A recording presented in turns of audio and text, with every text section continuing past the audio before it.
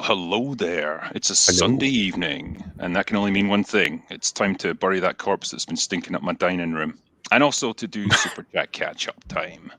And I'm joined by my friend MauLer. Hello, sir. Hello. How you doing? Yeah, cracking. We were just waxing lyrical there backstage about Arcane, how much we enjoyed it. You finally got around. You caved to the peer pressure and you watched it, and Well, you so rather enjoyed it. the funny thing was, I watched the first three with Fringy before, knowing that we wouldn't be able to watch any more after it. But I was like, I've heard the third one. I got to watch the third one. And then the next time we were able to watch any, I was like, are you able to watch all of it in one go? I would like to watch all of it in one go. No, it's definitely that kind of show, and yeah, I'm glad you enjoyed it. I'm glad the recommendations got through. It was much the same with me. Like, enough people recommend something, it's like, okay, I'll try it. So I'm glad I did. It was that little spell at the end of last year when we got lots of nice things. Yeah, it reminded me of a different time when loads of cool stuff was on TV and we were just really spoiled. I've said it to a few other people, but if everything were at least as good as Arcane, like that and better, I'm pretty sure I'd be dead by now because I would have just been glued to the screen watching all things.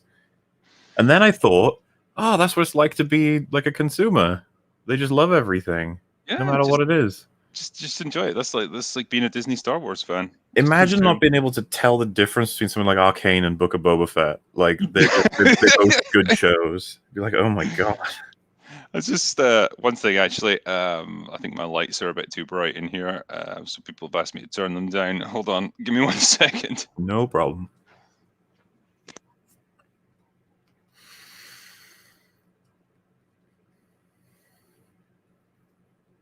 Don't worry, everybody. We'll get to your questions right quick. Just Arcane was a bit of fun, you know? All right, is that better? Is that more atmospheric?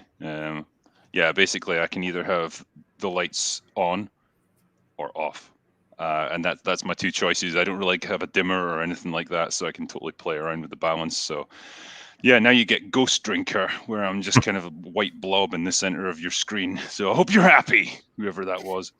Anyway, yeah, so we obviously we had a lot of super chats from the stream on Thursday night. Because damn, that was a humdinger of a stream. We had like 8,500 people watching us live. Twas, yes. I think that's a record for Open Bar so far. So many things to complain about, you know. I know, yeah. Like everyone was united in their hatred of Boba Fett. It's great. Seriously, it's. Have you seen episode? Oh yeah, because you didn't finish episode 4, right? Are you giving up on it or? No, I have watched the end of it now. It was everything you told me it would be and more. So yay! Fennec was able to explain to Boba how mercenaries work. Thank God, because you know, really embarrassing. He's pretty innocent when it comes to stuff like that. His old Boba, he's not. He's had a sheltered life, hasn't he? I have money. I don't have muscle. Well, I'm screwed. And she's like, oh well, money can buy muscle. And he's like, whoa, what the fuck? That's what I used to do. Like crazy.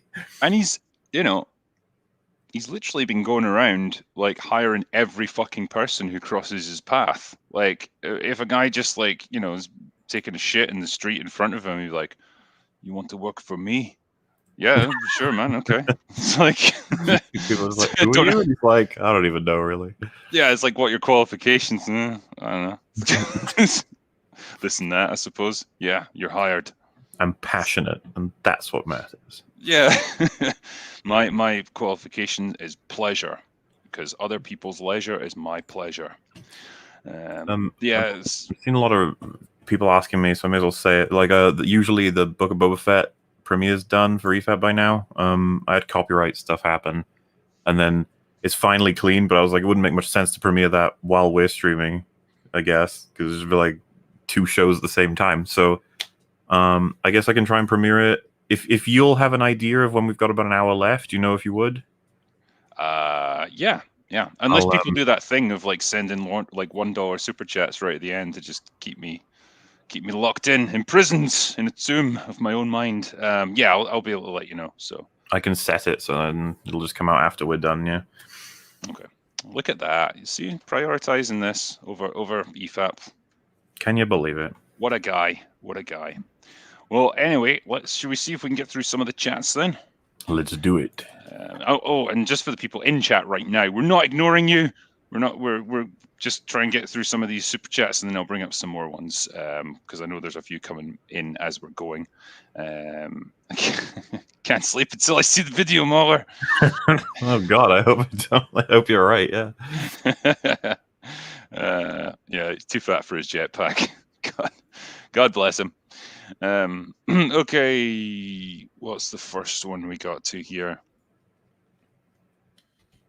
Oh yeah, here we go. FD Link, he said, I'm once again asking you to do a happy hour series on the Star Wars OT. You can bring on an all-star panel of guests for each film. It'll be great. I mean, I'm sure it would be, but God damn. I mean, that's a pretty big undertaking, isn't it? That's not the sort of thing you just do on a whim. If you're going to do Star Wars OT, you need to assemble a team of motivated individuals. It's kind of like when we're talking about doing Lord of the Rings. We should consider doing that as well. I know we kind of talked about it on Gary's stream, but we kind of went into a lot of like production discussions. Yeah, because he said like we've done Fellowship, now we can do Two Towers. Like we did Fellowship, we mainly just talked about like the surrounding elements of Lord of the Rings, which wasn't bad. It's just that I don't know. I know it's not something I was that knowledgeable about. I was kind of more keen to just talk about the movie and the story and stuff. Yeah. But yeah, well, in fact, let's put it to a poll, shall we, everyone? Everyone in chat, right? Press yes if you want to. If you want us to do a Lord of the Rings stream on Fellowship. Well, they're gonna say yes. I know. Manipulate things, really. Or no? Do you want us to just ignore it? Because I'm pretty sure they would also want, like, they probably want one per movie, right? I would assume so. I mean, I couldn't. I couldn't think about covering all three of them in one stream. Even though my streams are generally shorter than other ones, like, yeah, it deserves its own. Yes, if Tatiana is there, yeah, I'll just have her dancing in the background. It's like the whole time. Well, I think that answers that question. Yeah, we'll see what we can do. Murad Mansouri said, "A breath of fresh air. Thanks to you all. Greetings from Paris." Nice. Thank you very much. Pockets said, "Drinker, what's up for listing your books on the last video? Oh no, what's up? Thanks for listing your books on the last video. Right now, I just started Redemption, and man, it's good. Thank you. I mean, glad you're enjoying it. And yeah, it's weird. It's like I kind of assume by this point everyone knows that I've written books, but like it's like every so often I have to just remind them. I suppose there's so many people that just don't know. But yeah, that's the thing I've done." Eric Tremblay gave me $5 Canadian. Cheers, mate. Batman's Pet Goldfish said, "I just found out that someone is selling an NFT of a dead YouTuber's avatar." Well, that's in good taste. NFTs are starting to become a crypto version of Redbubble. Yeah, it's weird. Like a company approached me saying that they could produce an NFT of me and they could sell it. And I was like, great. What does that mean? I don't understand what it does. Or like if someone buys it, do they own me? Like, does my soul just get like sucked into it and like that's it? Like they control the drinker now? I don't know. It's a really weird thing. But I was like, no, don't want. It's too weird. There's also just people hate it now. Like if some creator announces they're doing NFTs, everyone's like, "Fuck you!" Everyone like throws tomatoes. Yeah, it's kind of, is it like the ultimate sort of symbol of selling out? I think so. Not to mention they're just such a toxic market right now. And so many people are losing like their entire life savings through NFTs. And so it's just, yeah. I don't even understand how they work, to be honest with you. I'm still confused, but like, I guess I know what they are, but I don't know why anybody would buy them. And lots of people put lots of money into them. So yeah, it was that fucking legend that bought an NFT of the script for the unproduced Dune movie from the 1970s, and then seemed to think that he then owned the movie rights to Dune, and he was planning to like produce a film for it. It's like, dude, that's not how it works. Like, yeah, bizarre stuff. It really is. What's this? Thoughts on the Warner Brothers literally leasing an entire the Batman scene? Have they done that? Yeah, it's like a 3-minute one. Okay. I mean, to be fair, the movie is like 3 hours long, so 3 minutes isn't gonna kill it unless it's like the finale or something. And there's like a lot of discourse over that, whether or not it should be that long. And I'm just sitting here like, should we wait to see it first? Length is really as important as pacing, Yeah, I mean, I'm fine with it being a longer movie. It's not like some tight action thriller. Like, I guess it's going to be a more like, brooding sort of movie. Yeah. But yeah, a mate of mine just when he found out how long it was going to be, he texted us on the group chat and he was just like, no pints beforehand. It's like you just be like heading out to the toilet every 5 minutes. Right. Rage 1732, he said, "You'll have to forgive Grandpa Fett, his memory's fading." It is indeed. That'll be talking about his armor. Yep. Yeah. That was embarrassing. It's almost like they were just given an extra episode and there was a sort of panic, like, oh fuck, what can we have him do? It's like, I don't know. Go and look for his armor. It's like, but he knows where his armor is, or he knows that he escaped from the pit with it. Nah, whatever, he just forgot. I think it's that they wanted him to drop a seismic charge inside the Sarlacc, and then they're like, but why would he do that? It's like, maybe he wants revenge, and like, but that's really stupid. It's like, huh. And maybe it's not he's going even in for his armor. I mean, yeah, like you'd think it would be smart for him to hover over it, release a seismic charge, kill it, and then if he really wants to, then go inside and have a look around. It's weird to me that Fennec tells him that his armor's been dissolved if it's in there, and I was like, wait, can Beskar dissolve? Is that even possible? I mean, that stormtrooper that was in there didn't look very dissolved. I have no clue how any of it works, but it's a really sad excuse to get him to drop one of them in a Sarlacc, which I'm sure loads of people are like, yeah, so cool. Oh man, I wish this show would have just written Fennec out of it, because she's doing everything that he should be doing. I would rather charge, either have a Fennec show, in which case you could just have her being badass, or have a Boba show. But like trying to meld them together is just like they're stepping on each other's toes, and it's just, it's so frustrating to watch. Well, I mean, I'm sure the Han Solo cameo will fix all of this. Oh, guaranteed. Harrison Ford's got to pay those bills. He's got to pay those insurance costs for all the planes that he's crashed. Everybody in chat's correcting me. It's like, it's not Beskar. It's like, guys, watch the show. He says his armor is Beskar. I'm sorry. I can't help you. They're right as well. The Sarlacc takes 1,000 years to digest things, because C-3PO says that. Yeah. It's like you'll find a new definition of pain and suffering as you're digested over 1,000 years. Apparently the Sarlacc like binds itself to its victims, and it takes control of their central nervous system, so it basically like inflicts like horrifying nightmares on them while keeping them alive and slowly digesting them. So that's easily the worst fate anyone can have in the Star Wars universe then? Pretty much, yeah. But man, Boba got out of it easy, didn't he? Yeah. I love that as well. Like, that could have been a really cool scene. Like, wow, you get to show him being really clever and resourceful. Like, damn, how's he going to get out of this one? Like, no one's escaped from a Sarlacc pit. He just flamethrowers his way out and then digs through sands, which apparently... I was going to say, if being generous, he does a flamethrower, and we're like, wait, so then what did he do? And it's like, he's out. You're like, oh. What? Yeah, it's like it's just this really awkward jump cut, isn't it? Like, he's flaming it, and you think, well, okay, does it have some kind of defense mechanism? Is it going to react in any way? And then it's just like, man, he's just out. Like, that's it. There's no transition. He just climbs out through the sand. Yep. I think Disney Star Wars has always been a bit hazy on how sand works. Like in Rise of Skywalker, where they kind of fall through sand into a tunnel underneath the sand. Never understood how that works. Magic Fuck you, sand. physics. Yeah. To be fair, that's Rise of Skywalker. Okay, nothing makes any sense in that film. That is true. Yeah. Hashandiku said, "So I've seen most of your drinker recommends. Guess I'll have to give Midsummer a go." Yeah. You'll have a blast with that movie. I still haven't seen it. Just don't do it to yourself. I've heard you don't like it. Yeah. Yeah, I'm not a fan. Apparently, that's listed somewhere on like my IMDb page. It's like, he is not a fan of the movie Midsummer. Well, that's like going to be known trivia for on the drinker.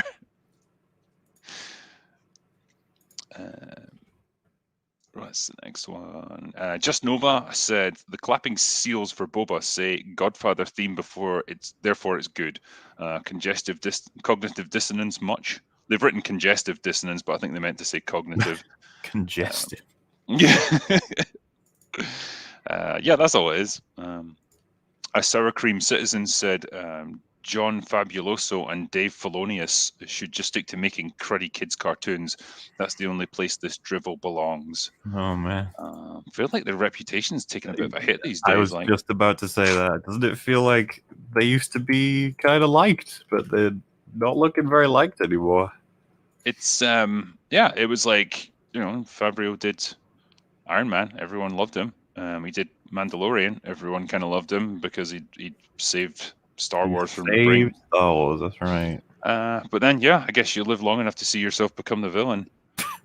I mean, if you've seen that interview with Temuera Morrison, he says that Jon Favreau was on a fucking airplane while they were filming Book of Boba Fett. So I wonder just how much he even cared. I mean, is he just spread too thin these days?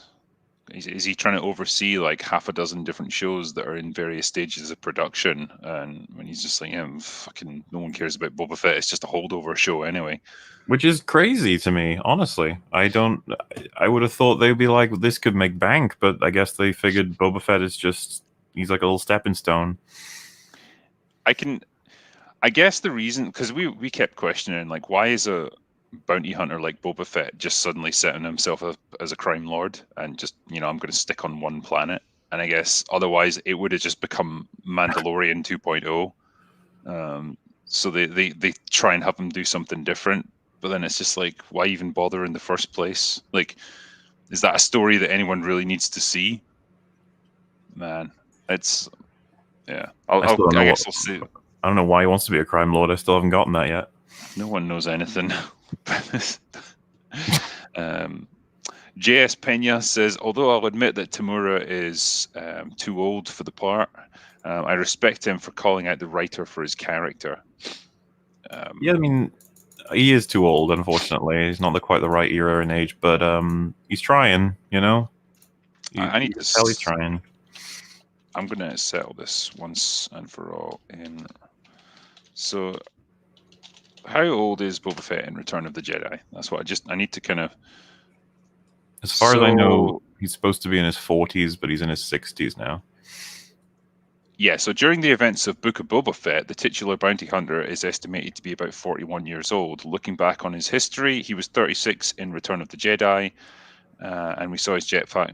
Putting him into the Sarlacc pit. So, yeah, it's obviously set a few years later. So he's 41, played by a man who is 60, and absolutely looks like a 60-year-old man as well.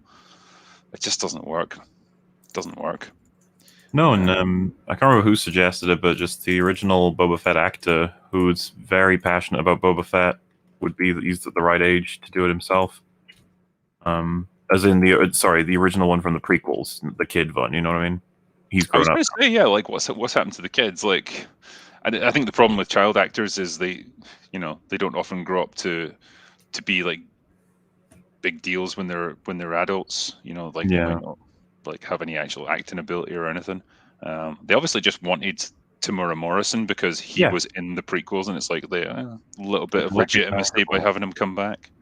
Well, the thing is, another solution to this would be just never take that mask off, and you have him voice, Boba. That's fine. But no, they take the mask off constantly. Yeah. Or helmet, whatever.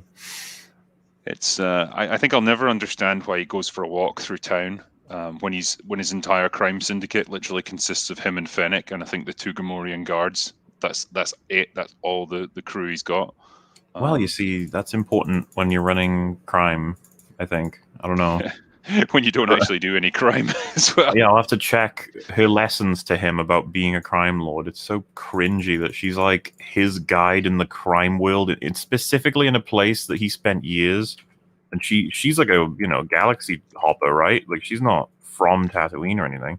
And she's not a criminal as such. Like, well, she is. She commits crimes, but she's an assassin. So Yeah, she's she's a merc. less of a exactly, but she's less of a kind of bounty hunter, criminal, crime lord type than he is. Even like she's just a professional assassin who gets sent in to do specific jobs. So I mean, it's Well, you see, he offered her the greatest position of all. I will care about you. It's like, why the fuck would Fennec Shand care if her like commissioner cares about her? She wants jobs for money. It's such a this show is so weird, man. I know. That's Disney for you. Double Down said, my favorite internet crew. Cheers, mates. Well, thank you very much. And that was for $40. So thanks for your generosity, mate. Daniel Monroe said, evening, gentlemen. Drinker, I just wanted to say thank you for your vid on getting published. A genuine insight and an eye-opener for aspiring writers. Thanks, man. And I hope it was useful. Like I said in the video, the reason I made it is because like a lot of people end up asking me the same questions, and rather than try and reply to them individually, it's like, fine, I'll just make a video that everyone can take a look at then if they want to. Brightest Day said 7 episodes requires bangers on every episode, and it hasn't been so far. Yeah, you're right there, mate. We haven't had a single banger.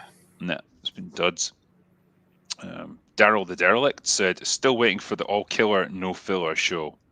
You're going to be waiting a long time in that case. Coyote Doge said, hey, don't use cartoons as an insult. Cartoons are awesome. I mean, compared to this, they are. Fuck yeah.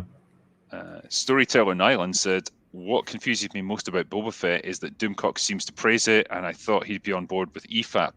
Any insight? Everyone has different takes on stuff. I'd be curious what it was being praised about it. I think it's garbage. I don't know if has he put out a review on it? I haven't seen one anyway. I'd be surprised if he thought the 3rd episode was good. Yeah. Nobody thought that was good. Maximilian Radakovich said, hello, any thoughts on Boba's fighting skills? Nope. I don't know if you've noticed, but whenever he gets into a fight, they try to avoid having him do anything too difficult because, again, 61-year-old man. So he does these like movements where how do I explain this? Like, do you remember the first fight he has in episode 1? He'll like do these moves where he's like quickly moves his arm up and down, and they make special effects sounds. It's like, look at him, he's more powerful now. It's less about being fast. You're just like, what is he even doing though? It's just like going wah, wah. And I just feel kind of bad for him because that's the best he can do. I think the scene where he's in his like, recuperation tank and the Wookiee just fucking pulls him out of it and spends the next 5 minutes throwing him around the room. I just felt really bad for him, just seeing this like sort of tubby middle-aged man in shorts just getting thrown around. That's the equivalent of like beloved characters, and then the Wookiee is just Disney. They're just like do things, make money. But, the funny thing is though, that's where I thought like, okay, he's gonna this is a chance for the show to demonstrate how fucking badass he is. Like, he's at the most vulnerable a person can be, like no weapons, basically naked, getting attacked by this like enormous creature that's determined to kill him. It's like, man, he's really gonna have to fight for his life. And then Fennec just shows up and like fights it off basically and just saves his ass. Great. Yeah, his whole cavalcade of fucking idiots finally come in because apparently they're all sleeping on the job. Yeah. Just for the question there, Joe, do I reply to normal chat? Yeah, I do. I just, like I say, we're doing a catch-up stream here, so I kind of need to try and get through some of the super chats. And if I tried to then reply to normal chat in between constantly, the stream would be about 5 hours long. So I'll do my best. I will do my best.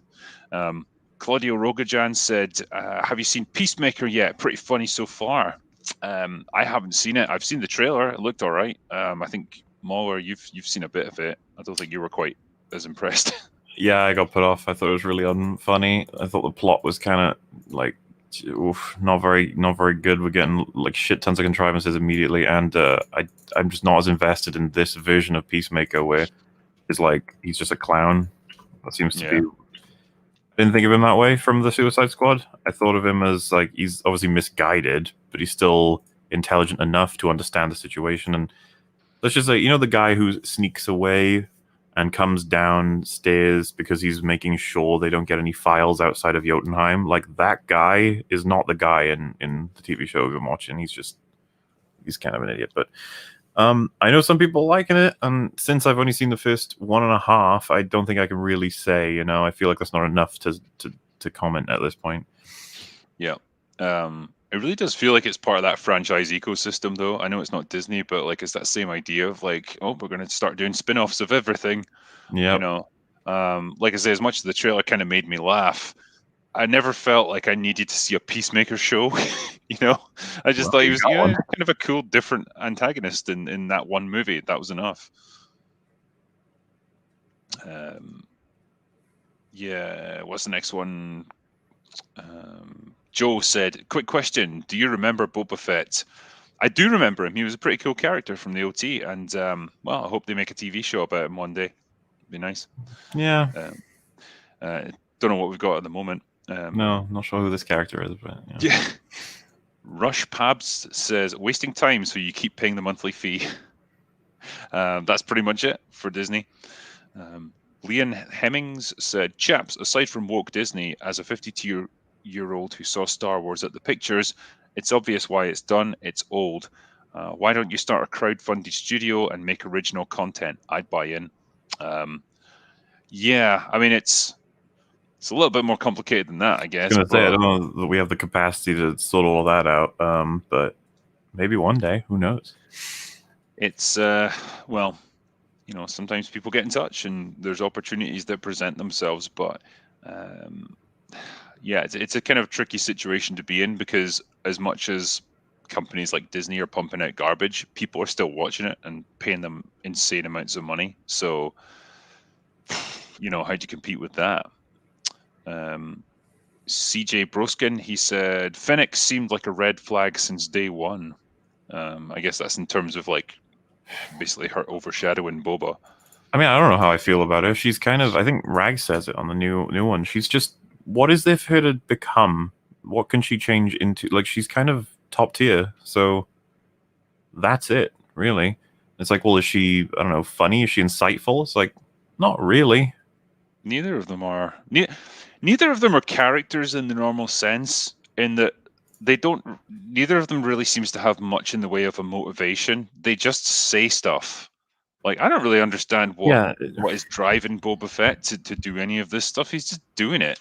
If we can have a quick comparison, if you look at Caitlin from Arcane, right? It's like, I've only seen the show the one time with a few extra bits on some scenes, but it's like, well, she's like really good as a shot. She's not getting any better. She's super accurate. That's the whole thing. It's like, okay, yeah, but she's also a girl who believes in like the system, who has like a very limited understanding of the Undercity and the lanes and what's happened down there.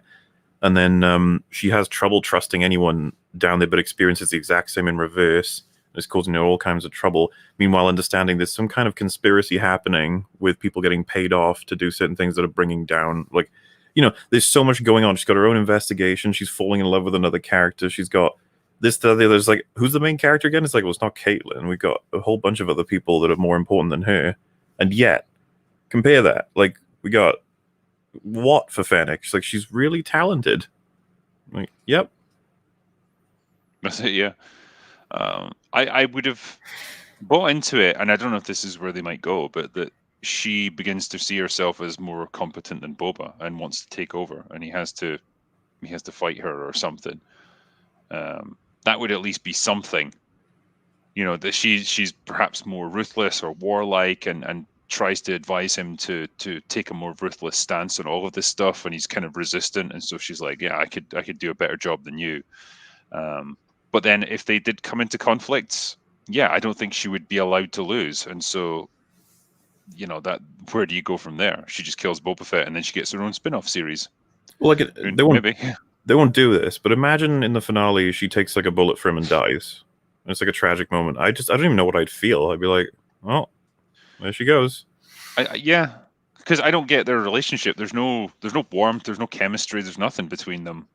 It's just like two robots who are exchanging information occasionally. That's all you get. Which sucks, because there should be all kinds of things they can talk about. They're both very famous bounty hunter, assassin people. There should be all kinds of like, oh man, do you remember that bounty back in blah blah blah? I was totally like I was totally gonna grab him, but then you just came in with Boba. There's like they must have respect for each other's work. They must know each other pretty well, at least Yeah. their reputations. You've never felt that. It's just Fennec, person who's good with sniping. Also Boba Fett, cool Boba Fett. We like him. Yeah, I think the Boba Fett from the OT would have been great to see interacting with someone like her. Two just people who are extremely awesome at what they do, and like maybe there's a bit of competition between them. Like you say, like they can compare war stories or whatever they've done in the past. There's a whole bunch of stuff you could do, but instead, like I say, you've just got two cardboard cutouts that have been like positioned to face each other occasionally, and like a little bit of information comes across, but it's all just stuff that's relevant to the story or whatever passes for a story. There's no personality behind any of it. Yeah. Even the bit where like she gets her guts blasted out, and so Boba Fett has her, cybernetically enhanced. So basically, half her body is like machinery now, and she's just like, nah, whatever. Guess that's what happens. It's like I'd be fucking traumatized by that. Dude, that's what happens when you kill a character off, and then you're like, "Oh fuck, we shouldn't have killed her off. Well, let's bring her back." Because remember, she died in season 1, and then season 2, they're like, "Well, it'd be cool to have Fennec back, maybe. Actually, we could make a whole TV show where she's a second character." It's like, how do we do that? She was shot in the stomach. It's like, give her a robot stomach. I don't know. What? Stomach. This is a good point, actually. Was this the same actress that played Chun-Li in Street Fighter? Well, I don't know if you know this. She's like 58 or something. Yeah, I'd heard something like that. Hold on, I need to find this out. She's like double the age she looks. Yeah. Is that kind of a thing with Asian women? Like they age or they don't age, basically. Oh shit, I think she is. Yeah, she's 58. Since so then, I've met some other 58-year-olds that, let's say, just look a little different. God fucking damn. Yeah, that's her. I mean, the fact that she's...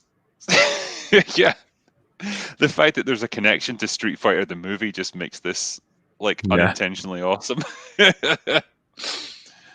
Damn, man. Yeah, that's cool.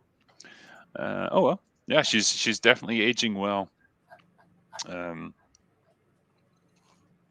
it's weird. I'm doing a little bit of research at the moment because I'm doing a video like ranking all the different actors that played James Bond. Oh yeah. And I was doing a bit talking about Sean Connery and basically how he fucking checked out of this last couple of movies because he was just like totally disinterested by that point. And he was 41 when he did Diamonds Are Forever. And I was just looking at footage of him doing it, and I kid you not, man, he looks about 55 years old, like way fucking older than he's supposed to be. And I just compare him to like someone like her, and I'm like, holy shit, people really do age at different rates. I mean, Sean will always be awesome, but damn, man, he looked old for his age. Yeah, obviously people live different lives. She might have maybe figured some out. Maybe she got to a fountain of youth, who knows what she found. Yeah, Children's blood. Poor bastard grew up in Edinburgh in like the 1940s. Like, what chance did he have? Yeah, there we go. Sean was 50 for about 40 years. Yeah. There's a lot of Patrick Stewart's one of those actors where he was just the same age for about several decades. Yeah, like if you go all the way back to like when he was in Dune, that was like the early 80s, and he looked the same as he did like in the mid 2000s. Like he just he didn't change. And then he did Picard and suddenly aged like 30 years. It was weird. Yeah, if you watch Picard, he's doddering, It's like, oh, let him sit down, jeez. Yeah, even his voice is like kind of weak now. Like it's all kind of shaky. The worst one for that is listening to Marge Simpson voice acting right now. It sounds like she's about to die. It's so sad. Well, especially because like I know it so well, and so when I heard it out of context, I was just like, "Oh my god, what happened?" It's like, well, she's like a million years old now, so. I mean, I haven't watched The Simpsons in like 10 years easily. I just totally lost interest in it. Yeah, William Dafoe. That's another one.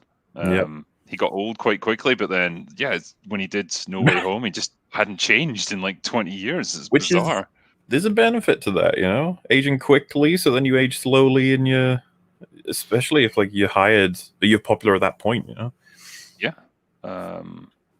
Just Nova said, "What's missing out of Disney Star Wars is George. He was a reader, a philanthropist, and historian of the world. Barely a cinema connoisseur with something to say." Yeah, I mean, it's like, Just I don't missing know. heart, as far as I'm concerned. Yeah, there was just passion behind what he did, and I just love the fact that a lot of his stuff was just based around almost reliving his childhood. You know, Indy was just the adventure serials that he watched as a kid. You know, Star Wars was just an amalgamation of different like heroes' journeys and classic like epic literature and stuff. And it's just, yeah, it's a cool idea. Which yields better results than let us recreate A New Hope and then let us give everything that people don't want in the form of The Last Jedi, and then let's try and square the both of those away in one final film. Because this is the thing, man. I know that a lot of people feel this way, like capitalism destroyed it because they were looking to make the most money, and so they made all horrible decisions. But it's like, yeah, but capitalism also creates like amazing shit. And if you look at Arcane, for example, right, that's going to be something that makes a lot of money, and Netflix are probably like, do another season right now, and Riot Games probably like, holy shit, you guys, whatever you did, do it again because you're making us loads of money. Simple as that, you know. The wrong lesson is always when they go, it made loads of money, let us take over now, all the suits, we'll press the buttons, and you're like, oh no. I think that's the interesting thing about that kind of environment when it's money driven, is that it produces great competitiveness and then as a result great ideas. But once those ideas get hijacked in order to you know, by people who don't really understand what made it good in the first place, that's when it all goes tits up. What's the next one? Lost for Words said Fennec equals Kamala Harris and Boba Fett equals Joe Biden. That's not far off, by the way. Well, I mean, I was like, it's almost a compliment to the Joe Biden, because is he flying around shooting people? Is he throwing things into Sarlacc pits? I don't know. Maybe he is. Maybe. P. Gombe said, I started listening to the audiobook of the original Thrawn trilogy again, the one that KK and her minions pushed aside with no remorse. That still is the only valid Star Wars sequel. Hail to you all. Yeah, I've heard great things about the Thrawn trilogy. It's meant to be really good. They're going to get their claws on that eventually. They'll adapt it. Remember, Thrawn's been mentioned already in Mando. What's her name again? Fucking Ahsoka. Yeah, she's after him, isn't she? He's going to turn up. And if he's not played by Charles Dance, there's definitely no chance for being good.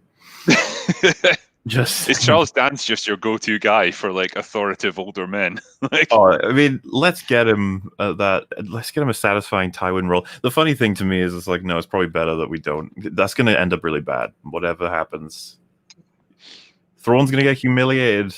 Run away, chat. Run. Yeah. Too late. Save yourselves.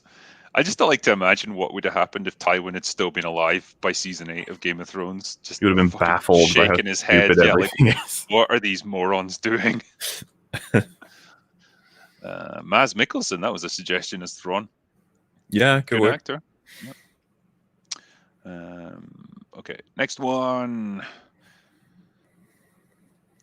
Yeah, Double Down said, Gary, that was my prediction also. Mando on the Falcon, I shit you not. I'll puke at how they butcher it. I was so angry I puked. But at least we'll both be right. I could see that happening, like just rape everything for some big battle, Boba's losing, and then Han drops in and shoots everybody. Yeah. You're all clear, Mando. Let's blow this thing and go home. And then, why are you doing this? This doesn't make sense. Boba turns to him and goes, "Don't get cocky, kid." And then the whole audience is like, "Yeah!" Oh God, I can see it. Lonely City for $100. Thanks, man. Said, my song Johnny would have been better than Underwood's cover at the end of Cobra Kai season 4. I can prove it. Go check out my channel, please. Hail chat, and thank you, Open Bar crew, for getting me through blue-collar work days in California. It ain't fun, but back to it. I mean, thank you for that awesome donation, man. Yeah, if anyone's got a chance, go to Lonely City channel, and he's got a song called Johnny, apparently. I don't have time to bring it up right now, but I will take a look. Pope Metallicus the First said, what a lineup. Hail MauLer, Gary, Papa Gundam, and of course, your perpetually pickled host, Hail Critical Drinker. Thank you. We got a great panel, and it was good banter with those guys. Craig Road Jr. says, "Can we all be honest? Avatar 2 is going to be a bust because no one will care, and the whole 3D crap is overrated." I see nothing in that statement which is wrong. I don't know what's going to happen, because somehow Avatar's still the top grossing film of all time, because it retook over Endgame. How did that happen? I don't even know. So what's going to happen with Avatar 2?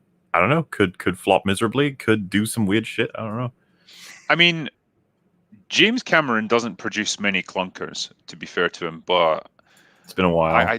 Yeah, it's been a long time, and he's old now, and it's just I don't really know what he's expecting to get out of this. Like, Avatar wasn't successful because people really liked the characters and they wanted to go on more adventures with them. It was just the 3D craze. The visuals were good for the time, and it provided just a simple, like, feel-good story, I suppose. And that's all. I just don't see what he's expecting to get out of it now, or where he can take it. Yeah, same. I don't know what we're going to be in for, but who knows? It could be another fucking 50 years before we're done reviewing shitty movies. I mean, Cameron, like, he passed up doing Terminator 3 so he could do this instead. So he could work on Avatar. What could have been, Man, yeah, because I feel like a Terminator 3 from him would have been better than what we got. Yeah. Then Neokiss? Ridley Scott, feels like a Prometheus. Is like, maybe nobody should be making any more Terminator. How about that?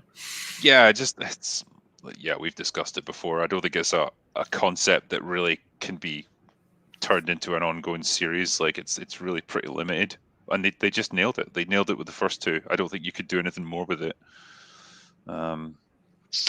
Neokiss said, "Thank you, Disney, for this Beta Fett show. This is not the way." No, it absolutely isn't. Arkwinder said, "Evening to all. I highly recommend you all watch Peacemaker. It's a great show." MauLer might disagree. "And it washes out the bad taste that Book of Boba Fett has left behind." It's better than Book of Boba Fett, so, And hey, you might end up liking it. Who knows? Maybe I'm just a Sally sad pants. I don't know. Normally, you're so easy to please with movies and TV shows. Yeah, I don't know what's going on. Rustavarius, give me £1 British. Thanks, man. Tank Masu said, "Oh shit, it's a Gundam." Yeah, he arrived, and he arrived in style, and he was ready to rant. Fernando Comics, give me $1. Thanks, man. Dragovin08 says, "I don't think they understand that crime lords are supposed to rule through fear, not respect, because it shows weakness." I mean, one can kind of lead to the other. Like, if you fear someone, then you probably are going to respect them as well. But it's not really meant to be mutual, because then it's more just like a business partnership. How many pieces of media have you watched where the conclusion isn't fear or respect? It's both. Yep. And it's a matter of, you're supposed to be fair, but you're also supposed to be, you follow through. You are ruthless, and there are rules that have to be followed. That sort of shit. Not just be nice to everybody and then ask them to work for you whenever they do anything you don't like. Yeah, it's. I think that one of the saddest moments in this show was when he goes to meet with the mayor, and that asshole, like, underling is trying to stall him at the reception area. Yeah. And there's like this big long discussion about whether they should go in or whatever. And I think he even says to Fennec at one point, like, "Oh, that was a bit heavy, wasn't it?" Because she, like, raised her voice slightly or something. She showed her gun. That was it, yeah. And he was like, "It's a bit heavy-handed." It's like, shut the fuck up, Boba. Yeah, motherfucker. Like, Boba Fett from the original trilogy would have just walked straight in. He wouldn't even have broken stride. He would have walked straight past that guy, blasted open the door, and just confronted the mayor right there and then. When we were saying, like, there's so many missed opportunities. When the mayor's aide runs off and he's going to his little car, what it should have been is we have the POV shot of him opening the door, closing it, and then looking like a little bit mischievous, running straight to his outside, getting into his car, and then the camera pans and Boba Fett's standing in front of it like, "What are you doing?" And he's just like, "Yeah," because Boba knows exactly how to anticipate what everyone's up to. But no, we just watch him go, "Did he lock the door? Oh no!" And then he taps the button like, "Oh no, the locked door won't open." Yeah. What are we doing? God. Help me, Finnick. What do I do? Fucking hell. Like, yeah, this is like the most inappropriate crime lord I've ever seen. Jar of Mayo said, sad day when porn parodies make better movies than current movies. For example, The Penetrator is far better to Dark Fate and Genesis. I'll come again. Dude, I'm sure The Penetrator is better than any Terminator movie right now. XSL said, play Nier Replicant, Drakengard series not needed. Have you played Nier Replicant? I haven't. No. I think Metal might have. Mr. Nobody said, notice in episode 3 after the Pikes arrive that a huge portion behind the set is clearly visible. Hole in the ground, wooden struts there for all to see. Really? Yeah, I can get you the picture if you want. Fuck. That's grim, man. It is. I don't know what to say. This, like, you know, this show does have a kind of a cheap feel to it, doesn't it? It's kind of like this had to be done on a bit of a budget. I'm pretty sure it's way cheaper than Mando. It's got to be, because if you remember, Mando actually went places. We ain't going places with this one. We're going to the exact same damn place over and over again. We've got the sets built. That's what you've got to use, and that's all you get. Here you go, by the way. The link. Okay. Should be able to share that, actually. So... Oh, for fuck's sake. Yeah. I'll see if I can share that so people can see it. Share screen, and yeah.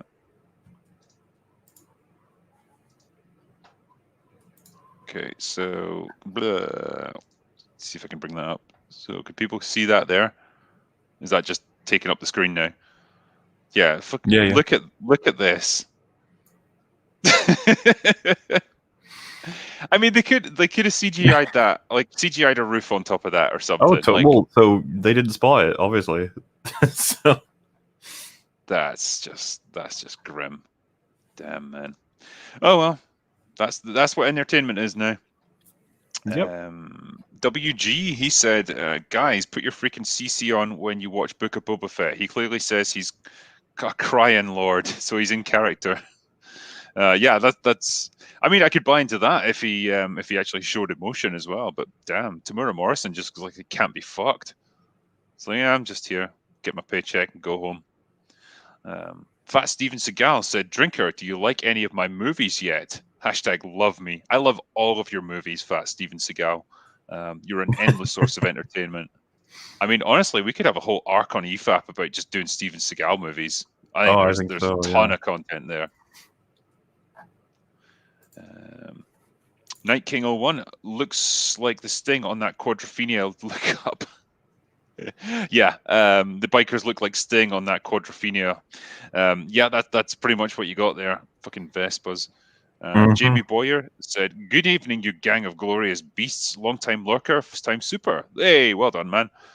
You each get to choose a franchise that you can save. Which one are you going to choose, and how are you saving it?" So if you could choose one franchise, I think I can guess what your one would be. I feel like we've actually had this question. It was a while ago, but I still remember. I think my answer was Star Wars, specifically because of the cultural impact, not just for me. I suppose Game of Thrones would be an interesting one to consider, but I think Star Wars is more important. People adore it. It was inspiration for billions. Like, it's just, if we can fix that back up, it can continue to be the beacon that it was for storytelling. It would be a tough one for me. It would either be between Star Wars or Star Trek. Yeah, like my head says Star Wars for the reasons that you've already cited. My heart probably says Star Trek because I think I'm closer to that overall. And some people say Lord of the Rings. It's like, it hasn't been destroyed yet. Yeah, give it another few months. It'll get there. Yeah, please don't destroy Lord of the Rings. It's one of the few things that's good. But yeah, I think I'd probably rather save Star Trek. How would I do it? I don't know. I'd probably just erase everything that's been made in the past 13 years. Yep, that's step one. Start again. Yeah, just start afresh. There you go. Test Site said, Drinker and MauLer are the Decepticons. It's a Gundam is Starscream's equivalent for Drinker. Gary and his crew are the Autobots. Also, Gundam, thanks for your manga recommendations. I got Inushiyashiki. Really enjoying it so far. Good stuff. Why are we the Decepticons? I was gonna say, why? Why are we the What bad makes guy? the other guy so fucking righteous? Lofty Pixels said Batman is confirmed for 3 hours long. Do you think this might be a good sign with Matt Reeves asserting more creative control and less Warner Brothers interference in the editing room?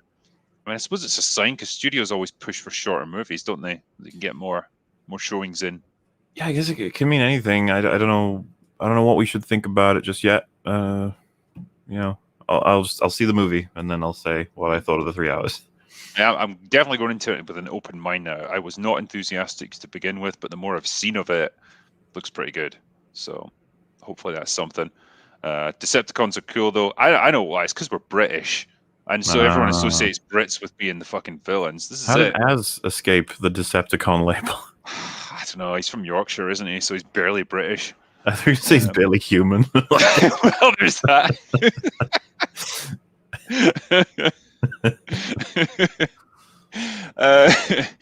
Danny Numero says, "Drinker, what's your favorite spaghetti western? Have you ever seen of the any of Sergio Corbucci's work, like The Great Silence or the original Django?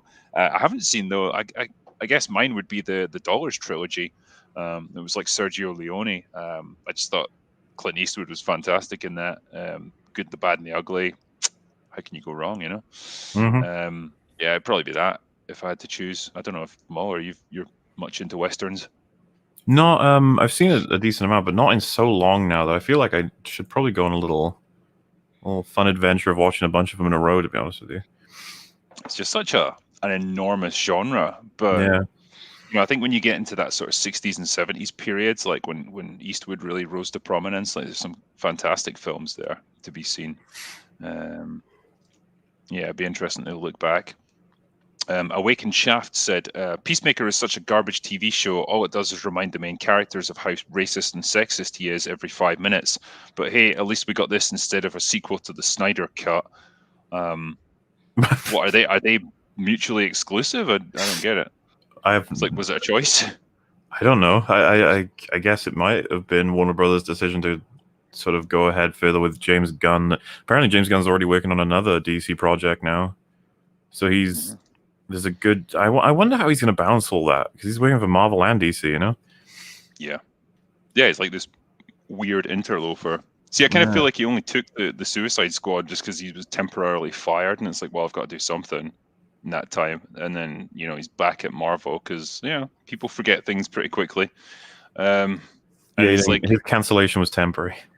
Yeah, exactly. But now he's in that weird, like, awkward position where it's like they really want him to stay and make more make more stuff for DC. He's like, I don't know if it's going to work out here. Just trying to like subtly back out, I suppose. Andrea Gabrielli said, "Hey Drinker, congrats on 1 million subs. Thank you. Question for Gary: what older comic runs are the best? No woke for Shazam, Ghost Rider, and Thor. Want to add to my collection of 1990 Guardians of the Galaxy and Spider-Man 2099.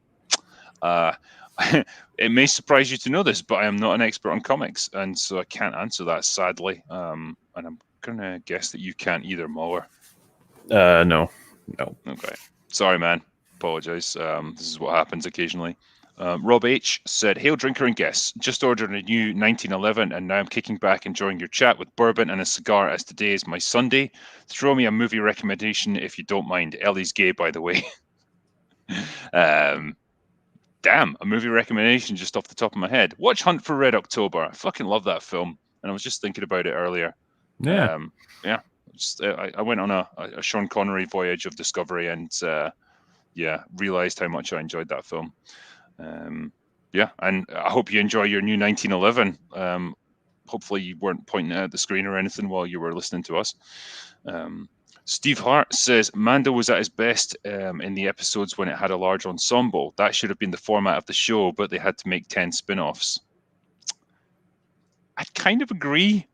Like, if say they've got to do some heist or something like that, you could probably build a show around that. Like Mando and a team of misfits got to go on a crazy mission. They're like the A-Team, but not as cool. Throw a whole bunch of mix together. It's an easy way to have some fun. Yeah. Andy B said, Ratigan from The Great Mouse Detective was a more threatening crime boss. Yeah. Yeah, dude. Remember how that film ends? He gets terrifying. Christ, that was a long time ago. Was that a Disney one? It was an animated thing, wasn't it? Bats Yeah. of the Great Mouse Detective. I'm pretty sure it was Disney. Yeah. Yeah, I do not know how it ended. I think it was some plot to like replace the Queen of England or something with a robot. That's what I sort of vaguely remember from it. It has been a while. Mm-hmm. Lord Backtor said, "Stop torturing yourselves. Since the year began, I've watched RoboCop, Alien and Aliens, Terminator 1 and 2, Jurassic Park and Starship Troopers, and I couldn't be happier."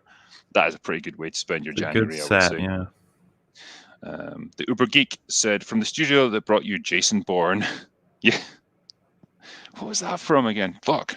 Oh, yeah, that was the 355. Yeah, the studio. Not like the director or the writer or anyone who's actually relevant. Just the studio, yeah.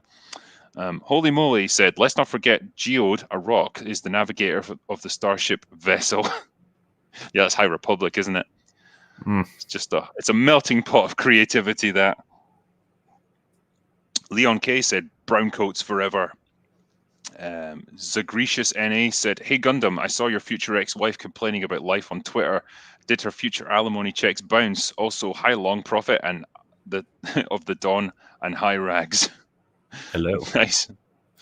Der Schlup said, "What if there is no Disney boardroom at all and you guys are literally it? It might have started as a joke, like when Mike from Red Letter Media recommended J.J. Abrams to direct Star Wars movies. Do something." So what if we were in charge of Disney? What would we do? Decanonize it all. Pretty much, yeah. Could you I'm just wondering what would happen if that ever came out. Like Disney just announced, "We're pressing the reset on everything that we've done in the past 10 years. Just forget it all. None of it's canon anymore. We're just starting over." You know, could it happen? Could anyone do such a thing? I don't know, man. I think that's the best way to fix it, though. Yeah. P. Gombe said, "The fire spray mention equals a slap to the fan's face."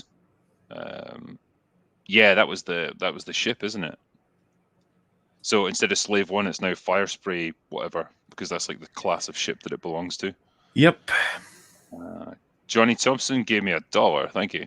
Gin and Tonic TM said, "Me, Scottish people don't exist. Critical drinker, go away now."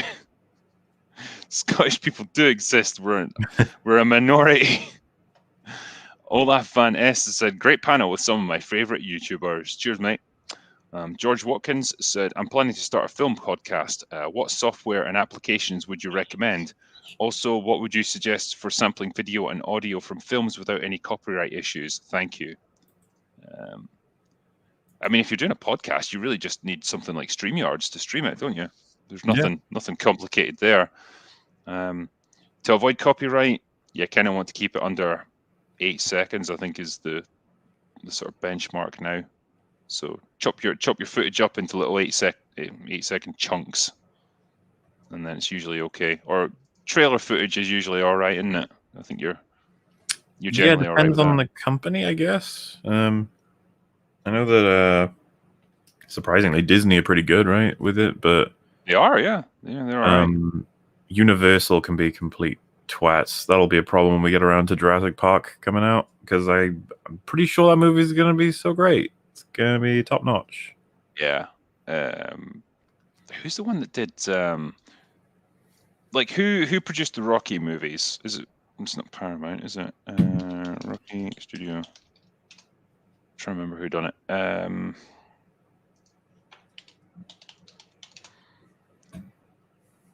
It's United Artists.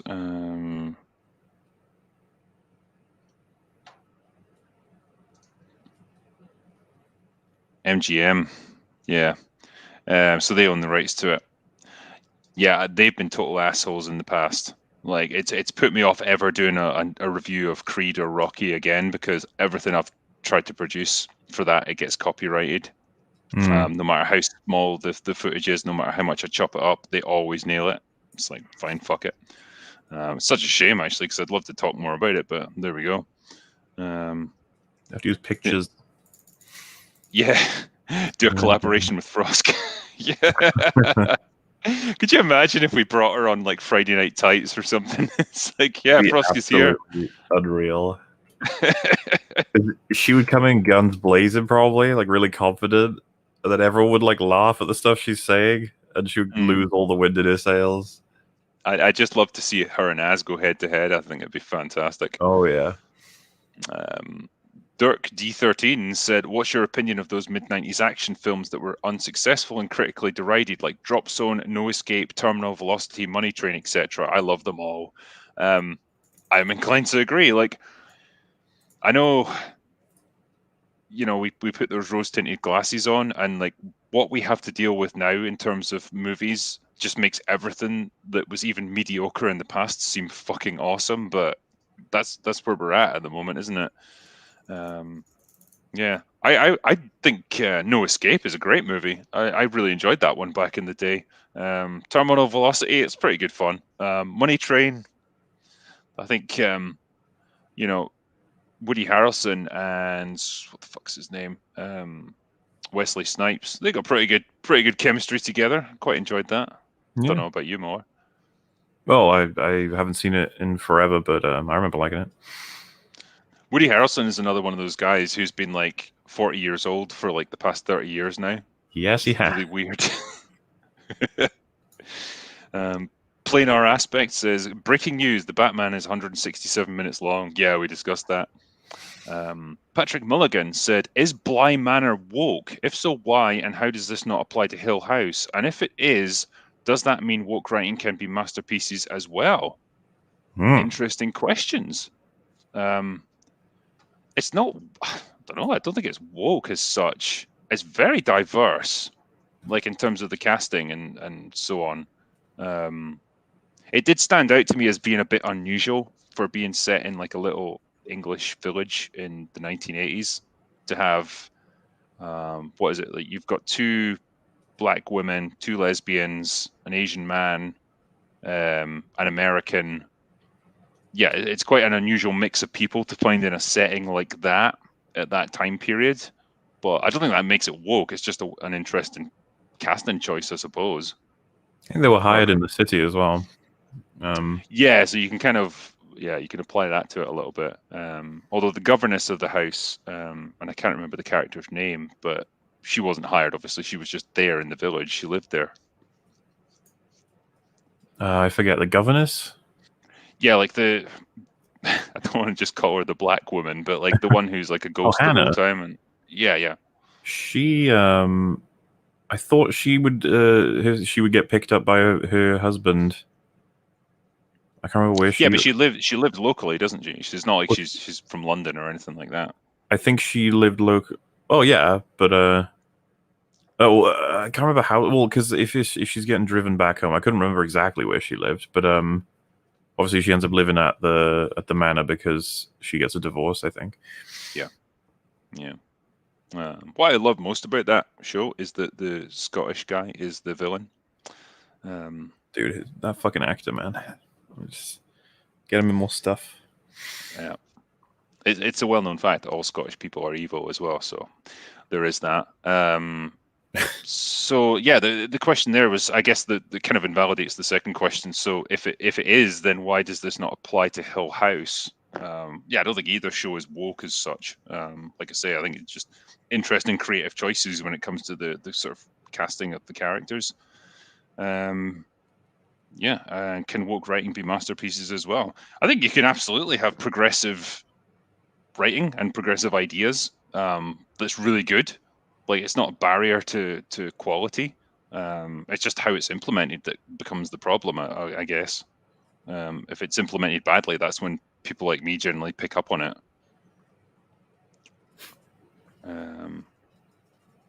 Eldritch Blasted says, hail y'all, hope all is well. Gundam, I just got Berserk Deluxe Volume 9. Phenomenal stuff. Hope we finally get a good adaptation, especially with how bad Game of Thrones and The Witcher ended up being. Hope the assistants continue the story one day. Sorry, Gundam is not here to reply to this. Mhm. Black Kiwi also said, Gundam is the new S Hitler. Let's go. What the fuck? Okay. The Iron Mega says, PETA wanted to ban fur a few years ago. In 40k, it was laughed at, and now in Wokehammer, it will probably pass. What the fuck? Fur? How can you ban fur in a tabletop battle game? I don't get it. Yeah, I'm not sure. What's the next one? Ghost of Ferris Manus said, watching It's a Gundam got me into gunplay. Well, excellent. Andrew Clark said, Eminem is changing their mascots to be more inclusive. Thank God. That's what I want from my like overpriced fucking sweeties. Silo 101 said, I heard a dude saying that Jar Jar is a character of a Jamaican slave, and him saying Misa is like a slave saying master. Like, what the fuck? Who knows? There's a lot of strange stuff in the prequels. Hey man, I want to see that Jar Jar movie. Okay, solo movie. We're going to get there one day. Lord of the Rings nerd said, hail all you brilliant gentlemen of culture. Fuck that Lord of the Rings show. That's going to suck. Also, Papa Gundam, I just watched the original Gundam show and started Zeta, and I'm loving it. Good to know, man. And yeah, not got high hopes for Lord of the Rings. All of us will be keeping an eye on that one, though. Oh, yeah. Gary's just poised to strike, I think. Dude, he wants to melt that show, I think. In hell. Got his axe prepared. Yeah. Dirk D13, give me £2. Thanks, mate. Lord Backtor said, bring back gatekeeping with style. Absolutely. When they introduce something stupid into your hobby, fix your monocle, twirl your mustache, and yell, how dare you, while pointing at them, and then challenge them to a duel or something. Yeah, I actually do support gatekeeping in that respect, in that, you know, if someone comes in to a fandom or whatever, and their opening gambit is like, well, you have to change this, this, and this in order to accommodate me so that I feel more inclusive and more safe, my response would be, yeah, sure, there's definitely an option for you here. You can fuck right off. Yeah, like you can't just... I think you either appreciate something for what it is in terms of hobbies and fandoms and all that kind of stuff, or you find something else. You know, it's not up to you to change it, and it's not up to them to accommodate you. Well, what if they accommodate them and then it destroys the entire IP? That's a fun result. Well, that's generally the way it goes, isn't it? Like Jeremy put up on Twitter like the circle of diversity, and it's basically like, yeah, we've come into your space, then it's like, we need you to make some changes to accommodate us. Then it's like, well, you're not suitable for the space that we've created because you're too toxic. And then it's like, well, haha, if you don't like it, go and create your own thing. And then it just cycles back to what it started with. And that's what it comes down to. It's like that slippery slope. Brightest Day said, Lord of the Rangs, Return of the Kang. Yep. We was Kangs. Dirk D13 says, can we get a happy hour for Midnight Run? You can get a happy hour for anything if you try hard enough. Mike Waterfield said, messing with token is blasphemy. It is indeed. Mark Taylor said, did you guys hear about the dude who bought the Dune book and thought he owned the rights to Dune? Yeah, we just talked about that. Yeah. Jabradel said, Lord of the Rings show comes out on my birthday. Years ago, I would have been excited. Now it's like someone is giving me a puppy with stage 4 leukemia as a present. Oh. The stream just went dark, man. God, we're all worried about that one. We don't want to see, because it hasn't happened to Lord of the Rings like it has to everything else yet, you know? No, I mean, The Hobbit was the first step, but yeah, it wasn't as bad as this. We're gonna love The Hobbit once this thing comes out. I know, it's just an escalating cycle of shittiness, isn't it? Everything seems better in retrospect. Mike Waterfield said, there are no normies in Cali. I ran screaming after 3 years. I valued my sanity. I think that was probably a good move, to be fair. Lon McKay said, and so it begins, the great gay of our age. Yeah.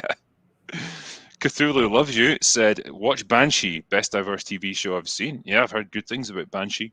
Lines on Paper gave me $5. Snarf said, Nerdrotic's reaction to a female character on screen is the same as the woke media seeing a competent male one. Fair enough. Anthony Potato says, we're living in Miller's Dark Knight Strikes Again. Rafael Larios said, nothing to add, just showing support for you guys. Love your content. Cheers, matey. Thanks. Elucidator. One of my relatives I live with is falling down the Hassan Piker rabbit hole. Help, God. Just show him my content. That'll turn him back on the right path. Dude, I genuinely don't get it. When someone's like, oh, I'm building an interest in Hassan Piker, I feel like, why not anyone else? Why not literally anyone else? Just because he's big, I guess. It attracts attention, doesn't it? How did he get there? I know.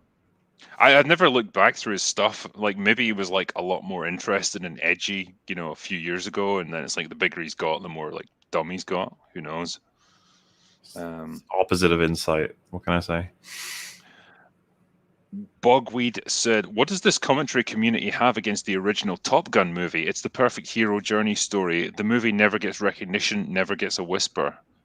I don't know if that's true. Like, a lot of people seem to have pretty fond memories of I was going to say, if you'd asked me, I would have said, yeah, people love it, right? I assume so, yeah. I guess it doesn't get referenced that often, but people like it, from what I remember. Yeah. I got no issues with it. I think it's a pretty fun movie. I'm looking forward to seeing the sequel in about 10 years when they finally release it. Yeah. God damn, I saw that trailer like 2 years ago. It's just really suffered from the pandemic.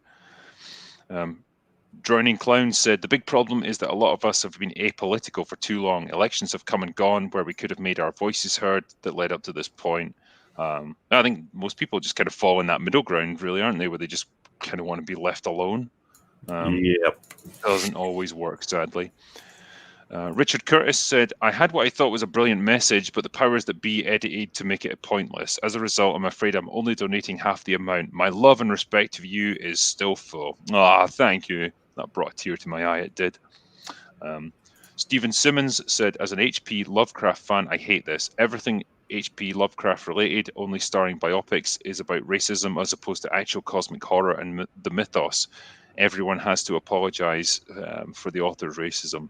I mean, I guess he's got that reputation now. But it's like that whole separate the art from the artist, isn't it? We talked about this with Joss Whedon.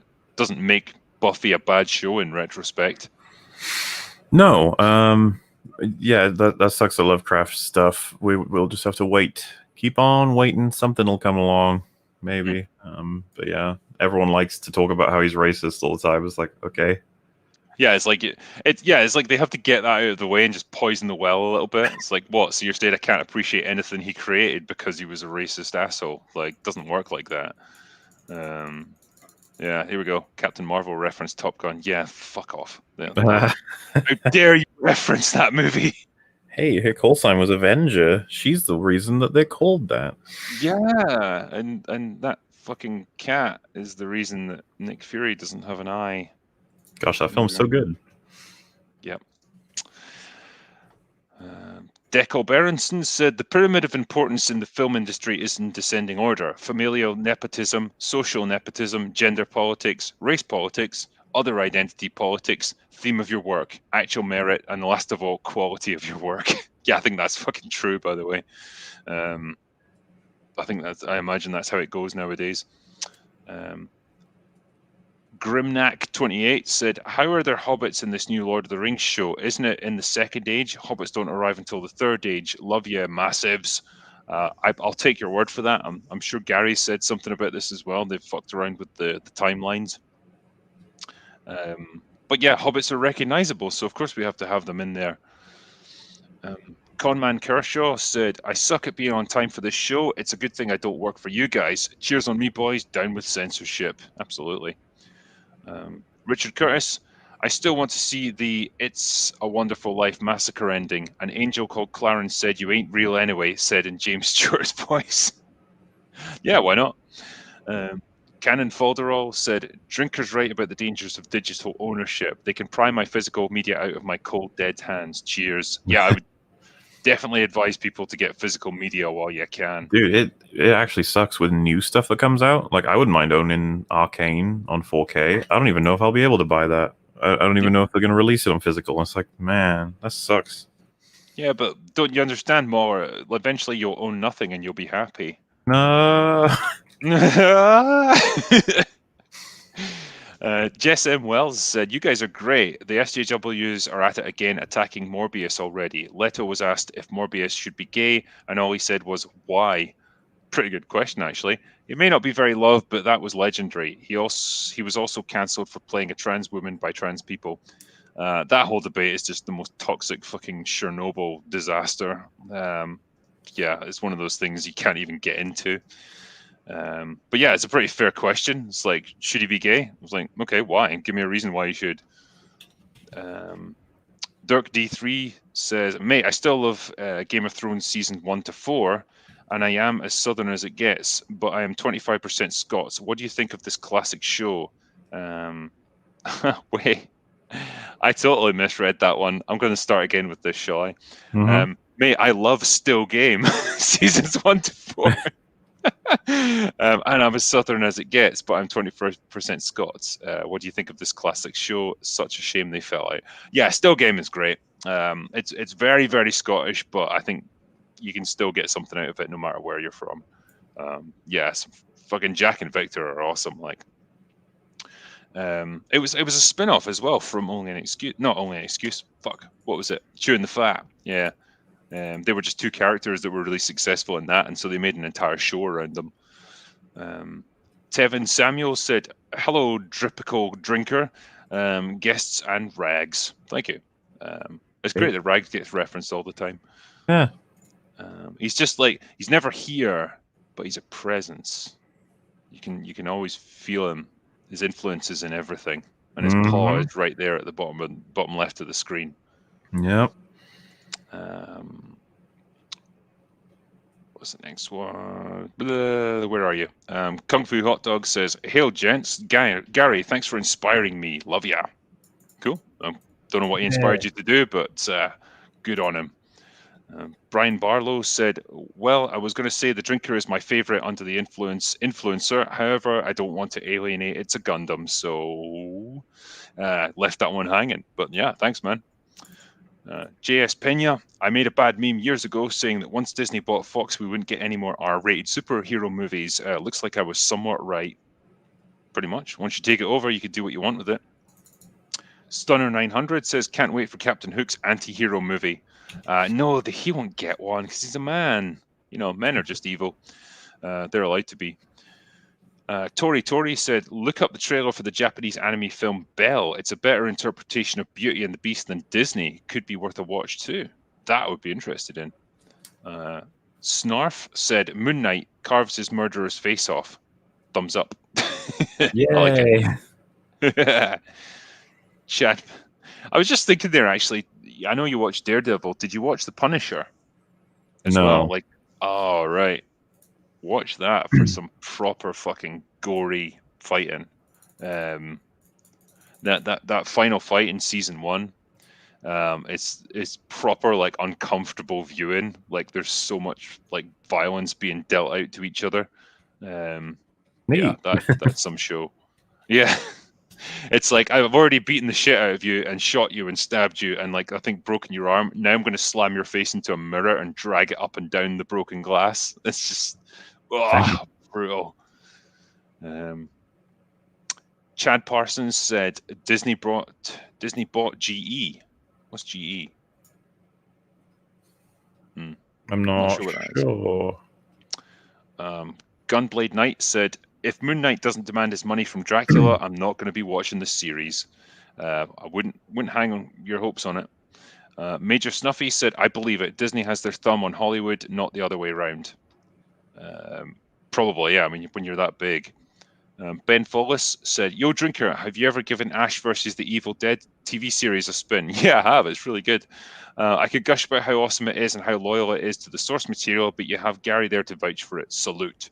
Yeah, it's great. It's fun. Like, Bruce Campbell is always awesome. And yeah, he just slides right back into the character like after all those years. It's great. Galen Hess said, you guys work in Disney writers' room if asked. So would you do it?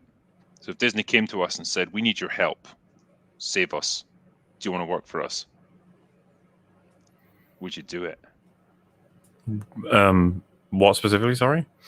Would you work in Disney's writer room, like to, I don't know, work on new Star Wars shows or whatever, So really? The problem, I guess, straight away is just we don't know how much power we'd actually have. So is it even worth, like if I was literally hired and then nothing changes because I'm just there as a sort of, it's like, look, we hired this guy, you like him. You're a diversity hire. It's a token Welshman. So yeah, but if it meant we could make some real changes, be like, well, it'd be tempting. I don't know, but I think that I kind of hate Disney so much at this point that I'd be like, I'm gonna carry on doing my thing. I'll keep telling you how to do better from my point of the internet. Yeah.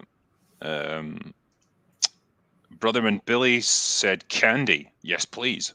The podcast with Ian can't read the rest of that. Says, "Where's the white M&M? I want my diversity. Damn it!" Yeah, there you go. That's the one that's missing. Corey Coleman said, "We're gender correcting sugar coated chocolate. Welcome the meteor." Yeah, bring it on, man. Major Snuffy, when woke stopped making money and started losing money, the idea has changed. It just takes Hollywood a longer time to adjust. I hope so. I really do. CJ Broskin said, "I just hope future generations can learn from this one and start making consistently good content again." Yeah, I hope we look back on this time as just, a blip. We all lost our minds for a little while, and then everything got set right. I just don't know if it's going to happen.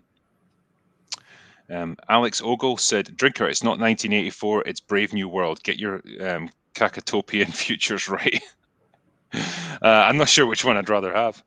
Coyote Doge says, "It's not a fad, it's the human condition. We've had moral scolds. Medieval guilds has moral prescriptions and would bar members on moral grounds." Fair enough. Bogey said, "In regards to using an actor's likeness to make digital actors, are you familiar with the film The Congress?" I am not, but I'm going to look it up. The Congress 2013 film. Okay, what does it say?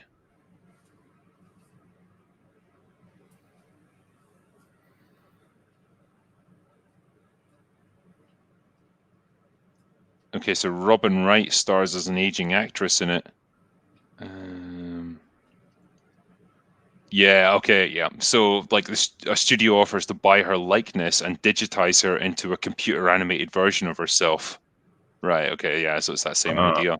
All right. That's it. That's the future of entertainment right there. Milo gave me 10 euros. Thank you. Tarmanel said, "Great video on GoldenEye. As soon as I finished watching it, I had to dig up my DVD." Damn fucking right. I love that movie. Yeah. It's really revamped my opinion of the Pierce Brosnan era. That was my favorite era. Well, I know. I mean, like back when he was actually like when it was still his era, I kind of looked at him as like the vanilla Bond. Like he was kind of inoffensive and pretty competent, but like kind of forgettable. But yeah, like in the years since, I've totally come to appreciate him. Yeah, I want that kind of Bond back again. I was watching GoldenEye, just thinking, yeah, this is the exact balance you want from Bond. GoldenEye spoiled me. That was like one of the earlier Bonds I ever saw, and I was just like, "This is fucking great. More of this, please." Yeah, good fun movie. Loved Sean Bean as the villain. Loved the action scenes. Like I still hold up that fight scene between the two of them at the end as like a genuinely great Bond fight scene. And saying no for me and dropping him was quite an awesome moment. Yeah. Duke Dresden said, "I just escaped Gulag, Australia. Well done, man.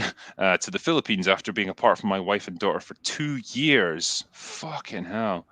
All you guys, geeks and gamers, etc., did a lot to keep me sane for that time through PTSD.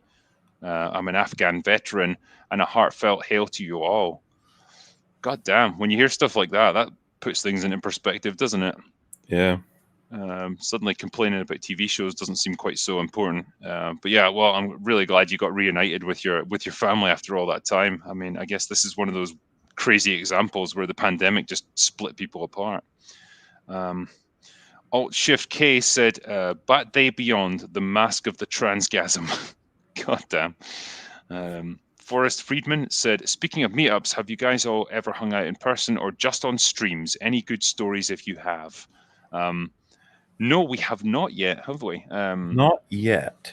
There is, yeah, I'm sure there's plenty of opportunities now that we can actually go places again.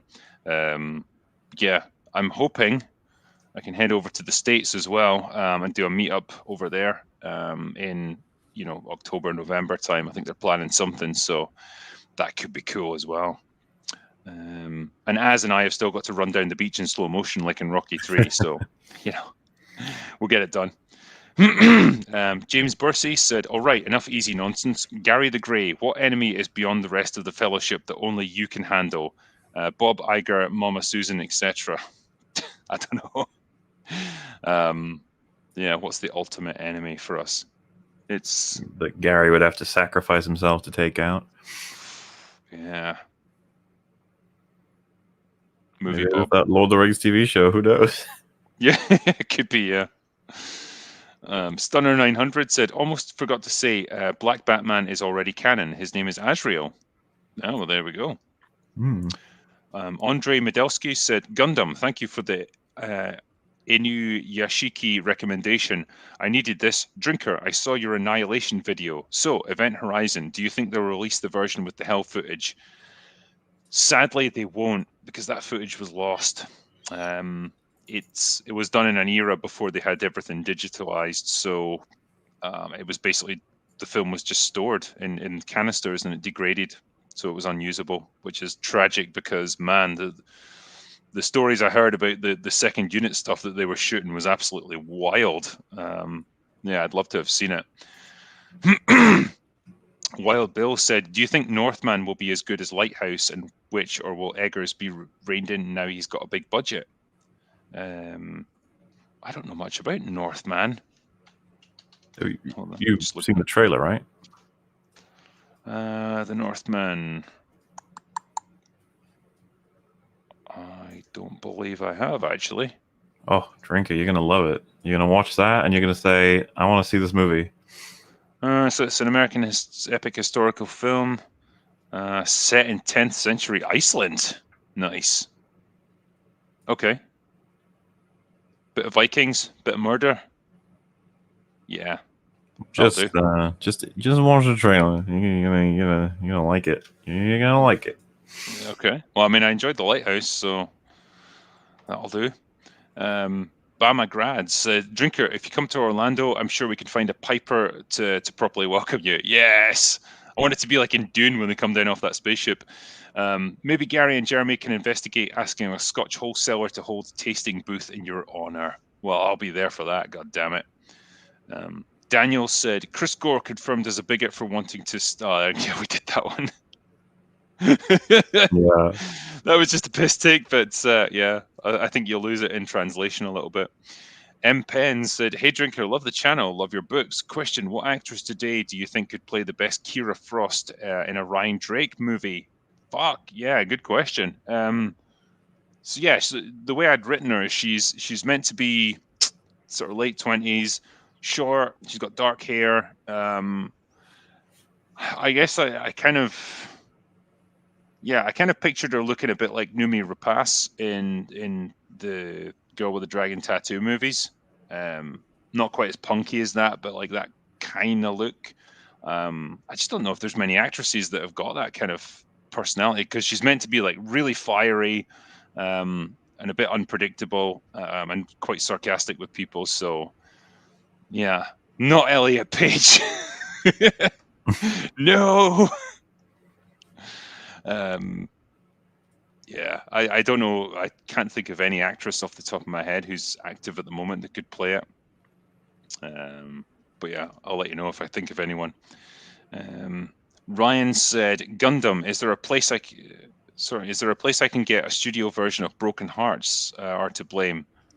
I do not know. I'm sorry, man. Jared Alexander said, have any of you guys seen the trailer for the fucking The Northman by Robert Eggers, who directed The Witch and the Lighthouse? If so, what are your thoughts on it? See, I would bring it up, but last time I did this, it got my stream sort of demonetized, so I guess I'll have to wait until afterwards. But I'll watch that after this because I'm intrigued now. It's a pretty damn cool trailer. I'm in. Guy Thomas said, this happens when massive tradable company have ownership of a huge IP or highly valued tech. Yeah, pretty much every time when there's too much money at stake. Mateo Martinez says, fucking watch The Hunt 2020 already. I have seen that. Is it good?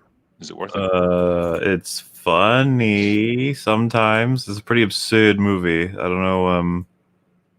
don't know what you would think of it. I don't know if you'd like it or not. You might. Okay. I will watch. Well, I'll watch the trailer, and then if it piques my interest, I'll watch it. Guy Thomas said the management of such companies are scared of risk and worried about being able to provide a never-ending increasing share dividend. Creativity is sadly dead in business, as that is seen as a huge risk to shareholders. Yeah, you're probably right. The management of such companies are scared of risk and worried about being able to provide a never-ending increasing share dividends. Yeah, that's what you said below. Yeah, I mean, I think that's what, when we're talking about things being designed by committee. Daniel said, haha, Chris's reaction had me laughing. Gary knows who I am. I'll take your word for it. Kyle McCrory said, MauLer, can you go find out the others' views on chewing hut goo? What the fuck? Well, you know, when a hut secretes the goo, you could enjoy it, you could consume it, or maybe not. I don't know if Drink has tried it. Judging from his expressions, he seems like he's just never had any hut goo, so can't really ask his opinion on it. It doesn't seem like the kind of stuff I would want to drink, and you know, I've drunk a lot of things in my life. Let me tell you. You'll have toilet duck, but not hut goo, really? Well, maybe it's the next thing. Like, it's like first we had gin, and now it's going to be hut goo. It's going to have a moment. You know? Yep. And you'll start having cocktails that are like based around it. Clyde Johansson said, Chris, can we also get your support for a novel accurate movie of I Am Legend? No doubt. Because Reasons said, I want a book accurate movie of Starship Troopers. You kind of got that with Starship Troopers 3, to be fair. They had the mech suits finally. Found Hope said, that was Jack Murphy, heartfelt moment. Okay. JH says, hola. Hola to you, JH. Claudia Rogajan, I take back what I said. Peacemaker is mildly funny. Only mildly. Ha Studios said, now writers can use the High Guardian Spice excuse. That budget affected the writing, even with a 2-year delay. I don't know enough about it. Zach Branham said, do any of you feel that the world today feels a little like The Stand by Stephen King? Yeah. Well, people haven't died in quite the numbers they expected in The Stand, but yeah. We're just waiting for Randall Flagg to arrive and start recruiting people to his cause. Nura says, I see no problem in excluding Redditors. Yeah, I'm happy to delete Reddit from the internet at this point. Corey Coleman says, hey, Chris, you should have ranted for Frosk. It would have actually been intelligent and made a point. I miss old Attack of the... what is it? Attack of the Show? Attack of the... Yeah, Attack of the Show. Yeah, that's it. Brad O'Jacko, please review Only Whites May Die, Woke Scream 5. Yeah, I haven't seen Scream 5. I don't want to. I thought... I've heard bad things. I mean, did you expect it to be good? Really? I didn't expect them to make a movie that was directed by Rian Johnson in universe that gets angry fanboys to go nuts and start killing people. Yeah. I didn't think they'd do that. I think it was already getting pretty meta with the previous one, where it was like the killer's just doing it so they can get clout on YouTube, so they can record themselves surviving or whatever. I just don't know why they needed to make another one. Marty said, I watched some documentaries on how movies were made in the 80s and 90s, and often you hear that low budgets made them have to be more creative. Yeah, I absolutely believe that. And it often results in much better films. DJ Casey said, a Gundalorian is just at the Boba Fett show, a cheap imitation resin kit. P.S. Gundam, have you seen SH Studio and GM Dream PG Barbados? I don't know if he has. Sorry. Daniel said, Blazing Saddles, Team America, Tropic Thunder, the triumvirate of movies that cannot be made today. Yeah, absolutely. Yeah, people... All three of those are excellent, and yeah, Blazing Saddles especially. Damn, you would never get away with that now. Silo 101 says, how much money do they have to lose to stupidity before you guys will develop another theory? I think they're intentionally destroying pop culture. I mean, what do they gain from doing it, though? Ultimately, it's doing that is fine, but you know, if they can replace it with something, if that's their intention to replace it with something else that allows them to carry on and make more cash, then Yeah. perhaps. But they're ultimately there to satisfy the shareholders. Not So Ninja Joe said, that freaking plastic surgery montage in Team America, all that drama for some glued on pubes and shoe polish on the face. Yeah. I love that. You movie. looked fantastic, Gary. Or should I say, Hackmed. Like we were saying, goddamn, we need to do like some kind of stream on Team America. It's fantastic. Yep. Guy Gilbob says, remember, you could wake up one day and realize you're Gary Oldman. He's that good an actor. Love the Gundam. He is. Corey Coleman, yes, Horus, the truest ally for LGBT and progressive leftist ideals, a real role model. He's equal opportunities, mass murderer, you know. Kelly Johnson, are you going to tear House of the Drag apart? I don't know. MauLer, that's for you. Gary, I think, is going to be the main one for that. I'll probably watch it so that he has someone to talk to about it. But like I don't have any interest in that really at all. That's fair play. Durka, Muhammad Jihad. Durka. I think, one of those great bits as well was like when he has to give the secret signal that he needs to be rescued, and it's just... It's great. John McCarthy said, lads, did you ever catch 2002's Narc by Joe Carnahan? Outstanding little flick that's as grimy as it gets. It was an amazing palate cleanser from what's out there today. I don't think I've seen Narc, no. But yeah, most movies from like 10, 20 years ago are pretty much a palate cleanser at this point. Stunner 900 says, when will they reboot Star Wars A Christmas Special? The holiday special, I guess you mean. Give it time. Uzi Patrol said, Moon Knight seems to be a try-hard attempt at Batman. I mean, I don't know much about the comic book character, but yeah, I think it's got some of those elements to it. 100 Battles said, didn't Oscar Isaac play an emaciated, effeminate Apocalypse and Poe Dameron getting slapped around by Leia? Zero confidence in this clown as Moon Knight. I think Oscar Isaac's a good actor. Yeah. Like, we just need... He is, like, I don't know if this person's seen, like, some of his best roles, but, like, Oscar Isaac is he's a potential fountain. Like, you got plenty to use. So let's see if they use him in Moon Knight, right? Let's give it a chance. Yeah. Game Sense said, as a game developer, I can say with an absolute certainty that this Microsoft Activision deal is not good for the gaming industry in the long run. It's just a monopoly, really, isn't it? Yeah.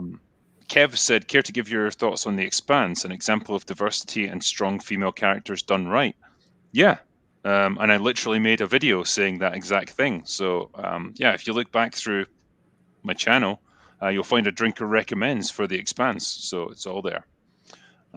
So that got us to the end of all the super chats from the other night. I know there's a few that's come through. Yeah, there's only one or two that are coming tonight, right? Yeah. You did want an hour's notice for your, you know. Oh, do you reckon this will be an hour here, or? Yeah, I don't think it's going to go beyond that. All right. I say that now with such unfair confidence. Was this is if Drinker has never read Harry Potter, then he has good taste. I never have, really. I I dipped into it occasionally, and I just thought the writing was shit. She uses adverbs all the time, and once I noticed it, I couldn't unsee it. You know, nobody runs across a room. They have to run quickly, or they flick through a book angrily, or they say things sarcastically. Everything has to be a descriptive word with "ly" at the end of it. And it's so fucking tedious from a writing point of view. This is what happens when you become too fucking powerful and you don't have an editor with any balls that would say, yeah, can you try and do this a different way? Have you considered doing like book reviews?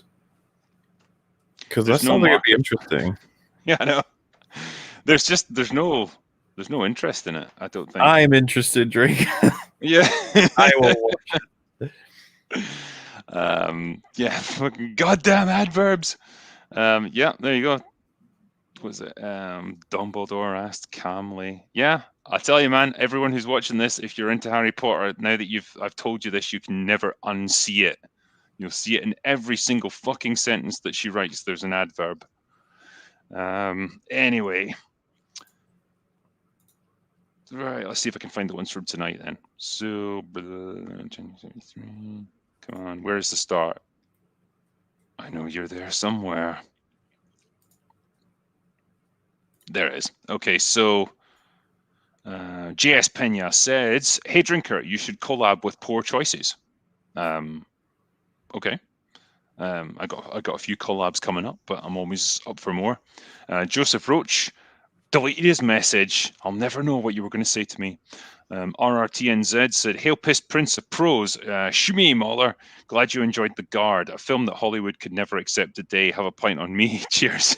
Thanks, man. I enjoyed it. I enjoyed that movie. It's good shit. Yeah, like you say, like I don't think you'd get a film like that at Hollywood, that's for sure. Yomsi said, "What's your favorite alcoholic drink?" Do I only get one? I mean, so cruel.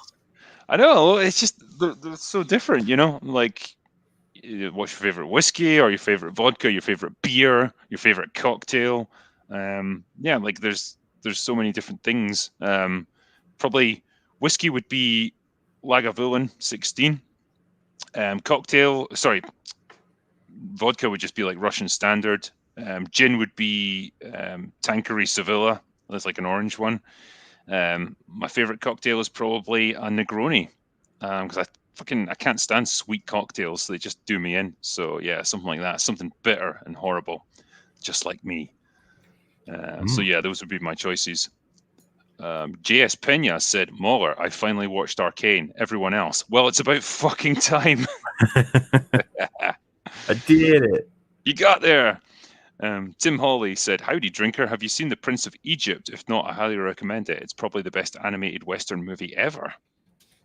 Prince of Egypt. I feel like I have seen that. Why is it stirring a memory? Oh yeah, I've seen that one. Fucking hell, yeah. It's it's pretty good from what I remember. Ghost in the Craig said, "Blacklist is on its way." Nice. I assume that's my book. I hope you enjoy it, mate. Daniel Monroe said, "Evening, gentlemen. I've got a small query. I watched Predator 1 and 2 when I was 8. Loved them both and always have. Where does the animosity come from for Predator 2? I don't fucking know, because I really like Predator 2. It's not. I feel like I hear that more than I hear criticism for Predator 2. Like, why is there so much criticism for it as opposed to the actual criticism? I rewatched it probably a year and a half ago. I actually quite adore the first half. There's I think it's the meatpacking plant sequence. I think it's around there that the film starts to fall apart for me in a lot of ways. I love the idea of predator hunting in the city. It's really cool, and I think they do a good job of a lot of it. I think they just build up this great atmosphere of LA in the midst of all this rioting and combat, like actual wars going on in the street. And yeah, like everyone, like everyone's like all sweaty like all the time, and everything's like dirty and grimy. It just looks run down. It's really sort of grungy atmosphere. I really like that. It just seems like quite a good environment for a predator to hunt in, and it's just a nice contrast from the first film. And I really like Danny Glover in it. I think he's good. Yeah, and that scene, I've referenced it before, the subway scene where it starts like just hacking people to pieces, like in the dark. That's fucking brilliant. Really good I tension mean, building they stuff. took more advantage in that film than we've seen since for Predator, basically. Like, Yeah. of the concept. It's so fucking annoying. How long will it be? Yeah. Taylor Ramirez said, Drinker, did you hear that the Tuscans were too stupid and didn't have enough resources to not enslave people? Also, hope you're on the Arcane breakdown. Yeah, I will try to be there for sure. Yeah, we covered a video on EFAB yesterday that basically said, first of all, you can't really hold it against the Tuscans because they're too uncivilized to know that slavery is wrong. Oh man, that's a slippery slope if you're making comparisons to like our society. It's insane. They've crafted guns. They know how gunpowder works. Well, maybe not gunpowder, but it's more advanced than gunpowder. Like the idea that they haven't cracked ethics at all. You're like, shut up. Like, yeah. They know what This is what happens, right? When you try to expand stuff that should never have been expanded upon. Like it doesn't have enough depth to support it. The Tuscan Raiders were never a thing that you were supposed to like delve into their society and learn more about them. Because when you do and you try to make them sympathetic, like it all just completely falls apart. Oh, it's embarrassing. This better not be true. Remaking Commando, it'll be horrible. It'll be horrible, horrible, horrible. Well, you know how it was like Arnold had to rescue Alyssa Milano. They'll probably flip it. Like she'll have to rescue him, or like whatever her character equivalent is in the new one. It's like Jesus. Who would you even get to play that role at this point? Night King 01 said there's literally Star Wars material sitting on the shelf at Lucasfilm called Star Wars Underworld, commissioned by George Lucas. Over 50 episodes were written. Jesus, this is just more depressing by the minute, honestly. James Kelly said, hey, Mr. Drinker, Longman, I'm about to pop in last night in Soho. Hopefully Wright can keep it up. What are your all thoughts on Scott Pilgrim versus the World? I remember liking it, but I haven't watched it since it came out, and that was a long time ago. Pretty much the same. Yeah, I remember laughing at it. There's some good moments in it. Some of the cinematography is pretty inventive, and I think it's Michael Cera that's in it, isn't it? Yes, he's the main character. He's Scott Pilgrim. Yeah. I just love like every time they reference how his hair is shaggy, it's like he totally shits himself. Like, no, fuck. Yeah, it's quite funny. Watt says you should start a third channel dedicated to reviews of classic films from the silent era to the 60s. I'd love to subscribe to that. There's so much I could cover. It's just finding the time. I kind of want to do video games just so I can put G4 TV out of fucking business. But yeah, I try to do stuff like that on my second channel, like older movies. I mean, I haven't gone back into like the classic era of like the 40s and 50s or anything like that. But one day I'd like to do it. James Kelly said also that super chat character limit blows. Yeah, sorry. Chris Nicholson said, Frost, tell me something I've never heard. Your mother and I are proud of you. Oh. Yeah, there you go. Echo Chamberlain said, remember when Darth Vader turned to Boba Fett and said, no disintegrations? Now he's doing dances with wolves with Tuscan Raiders. Yep. Yeah, well, he fell into a Sarlacc pit. He's changed. Yeah, he's got a new perspective on life. Yeah, there you go. Talking about Commando, I take a de-aged Arnie done well at this point. If only. Hysteria said, check out Yellowstone with Kevin Costner. Really good. I've heard good things about Yellowstone, actually. And I do like Kevin Costner. Never understood why I like him, but I just kind of do. Scribe8762 said, have you seen Possum? It's an incredibly disturbing, surreal horror film made by the same guy behind Darth Marenghi's Dark Place, of all things. I have not seen Possum, no. Sorry, man. Mikey Gusler, Warner Brothers cut out 35 minutes of Batman versus Superman that removes all the context because audiences don't want to watch a 3-hour film. Also, Warner Brothers, yeah, we'll let the Batman be 3 hours. Yeah, that's where they're at. Maybe they've learned their lesson. I don't know. To be fair, most of the reason that Zack Snyder movies are so long is because it's like 50% slow motion.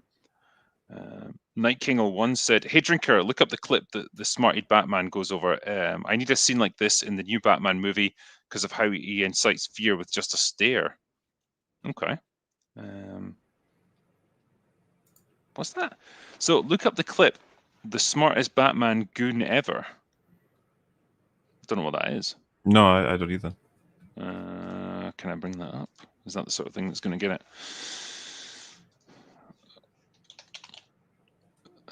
Give me a second here. It is apparently a thing. Okay, so from the animated series, it's like 17 seconds long. Yeah, I could probably show that, can't I? I can get with it if I pause it, maybe. Yeah. You're like, yeah, whatever. I don't know. I don't fucking know. You never know with this stuff. Yeah. Right, hold on. I'll maybe stop it halfway through, so we got like a little bit of a chance to survive it. Right, show screen. Okay.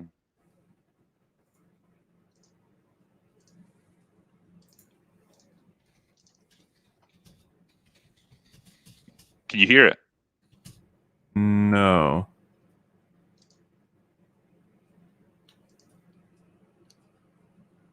Hold on.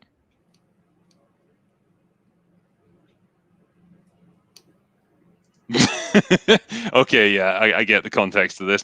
Yeah, I think I would have to like basically download the whole clip. Let me just get rid of this now. Remove. There we go. Yeah, like the guy goes into like the room where Batman's standing and like just sees him. Stop sharing. And rather than get into a fist fight with him or anything, like he kind of walks out, and then his mate's like, "Oh, did you see anything in there?" And he's just like, "Nope, nothing there." Just heads off. Just the whole idea of like one look from Batman is enough to, stop you in your tracks. Quite like that. OMG Puppies, he said, "Have you seen The Nines? Interesting and unusual sci-fi movie from 2007 with Ryan Reynolds. Melissa McCarthy is in it too and does a nice job." I haven't seen The Nines, no. I'm not even familiar with that. Seems like a weird one. Like Melissa McCarthy in a serious movie. Pockets said, "Sorry I'm late, but I finally got around to reading your books and I'm loving it. I'm on Betrayal now." Nice one, mate. "All we have to do is get you to write movies for Hollywood. God knows they need it. Hey, I'm here if they want it. If Hollywood wants to contact me." Ian Stone, he said, "Boba's gone soft. He should stop worrying about finding his armor and instead start looking for some Cialis. Cialis? What the hell is that meant to be? I'm not sure what that's meant to be. But yeah, I agree in principle." Craig said, "I feel Better Call Saul did a better aged badass with Mike trying to mix it with a crime syndicate. Shame as Mando seemed promising in places." Yeah. I don't know what places though. Well, there we go. That's the question answered. Cialis is yellow Viagra. There we go. I did not know that. Never had to look for it, you see. Give me another like 30 years and I'll have the same problem. Tutorial Slave said, "The lack of bangers in Book of Boba Fett is due to Frost Kieran sneaking into the writer's room." I wouldn't be surprised. Shady0169 said, "Boba Fett should have just been Mando instead of having two similar characters. And Timothy O's character should have had his own show." Yeah, he was kind of cool, actually. I liked his character. Oh, Oliphant, yeah, he was Oliphant, much yeah. more interesting than both of them, honestly. Yeah, it would have been interesting to know more about him, where he went after that. Fast and Carrot says, "Hi, Drankenheimer. I recently finished Redemption and I loved it. Thank you. I'm glad you enjoyed it. The characters were all really well developed and surprisingly relatable." There you go, chat. Redemption, it's okay. Patrick Mulligan said, "Drinker, thoughts on the finale of Midnight Mass?" I'm going to anger MauLer by saying that I liked it. I thought it was pretty good. Why would me? I don't know. I kind of feel like you weren't too happy with it on a sort of logistical level. I like it when my characters make smart choices and not silly choices. What can I say, Drinker? What can I say? But MauLer, my themes. My themes. Yeah.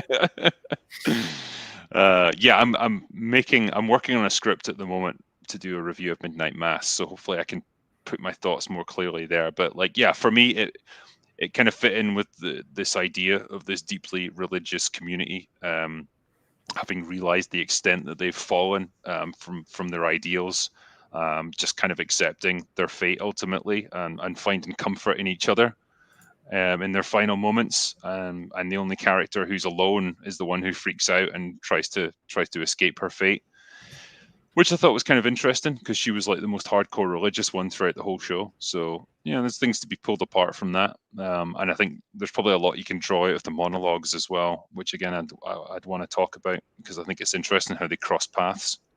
Apparently, Jay's been temp banned from Twitter because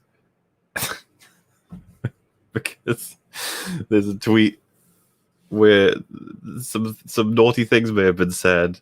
Apparently, Jay said, "I'm gonna have sex with your dad" to somebody, and that's gotten the ban. Like, what the fuck? That's like standard Twitter banter.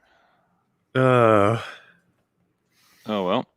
12-hour ban apparently, so it's not bad. Oh no, how will Jay cope? I was about to say, this is a sign. Get off the thing. Yeah. Claudio Rogajan said, rename these streams Drinkers Disney Rants. Yeah. I'd rather talk about other stuff for sure. Daniel Monroe says, another question, gentlemen. In this day, where are new original stories likely to get recognized? Novels or screenplays? I think they could come from anywhere, really. Like, there's always going to be a market for them. It's just, yeah, I suppose a novel gives you a bit of a leg up, really. You know, it gives you a bit of a platform already because it's commercially successful, but it itself has got to succeed. So, I don't know, man. Yeah. I think either path is fine. JS Pena said, according to X-Ray Girl, Asian women start to crack after 60. Yeah. I'm sure Ricky Gervais mentioned this at one point. You know, when he did that Carl Pilkington thing, and Carl was like saying something along those lines. It's like they basically don't age until a certain point and then just kind of get old overnight. And Ricky Gervais was just like, no, you can't say that. Shut up. It could be true. In which case, this girl that's played Chun-Li and is in Mando, she's got 2 more years, and then she'll fall apart. RRTNZ said, Hail Drinker, many thanks for your great DIY video on authorship. Very procedurally helpful and an honest assessment of the odds of success. Cheers. Thank you. I mean, yeah, it's like I said in the video, I didn't want to like turn people off from writing, but like you might as well be honest. Like the chances of becoming the next Stephen King, pretty fucking low. But yeah, if you just want to do it for like your own enjoyment, go for it. Yeah.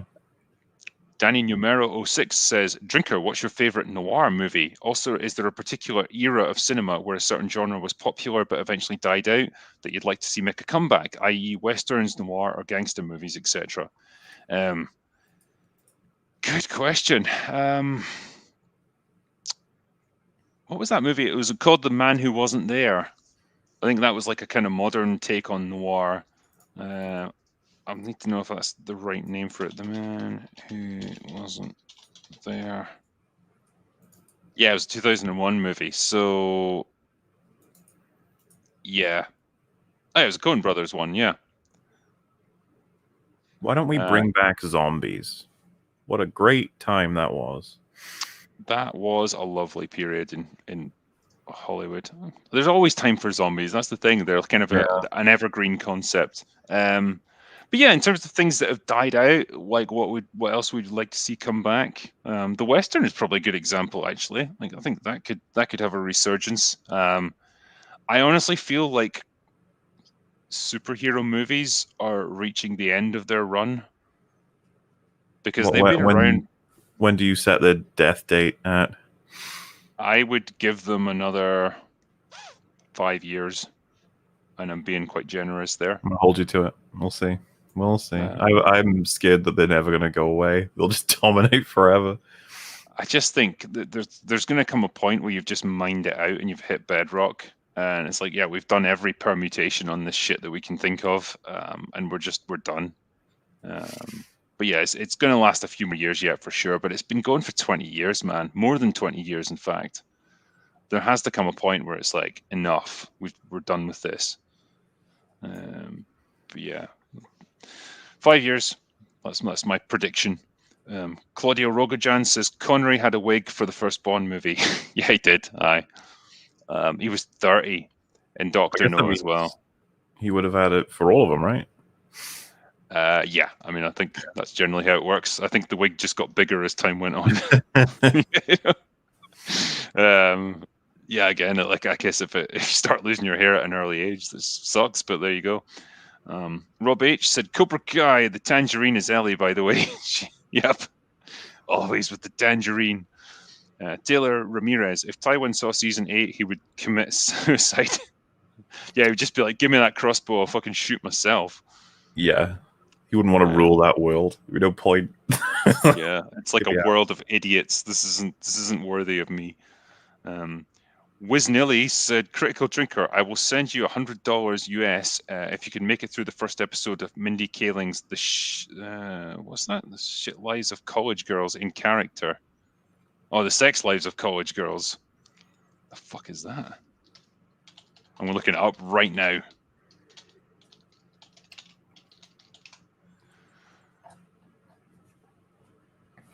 Okay. What can you tell me? The Six Lives of College. It's an American teen comedy drama streaming television series by Mindy Kaling. Oh, she is. So Mindy was obviously in the American version of The Office. And I remember she was in a thing called the Mindy Project, which was fucking diabolical. Like, I don't know how she got some kind of reputation for comedy, but god damn, it was awful.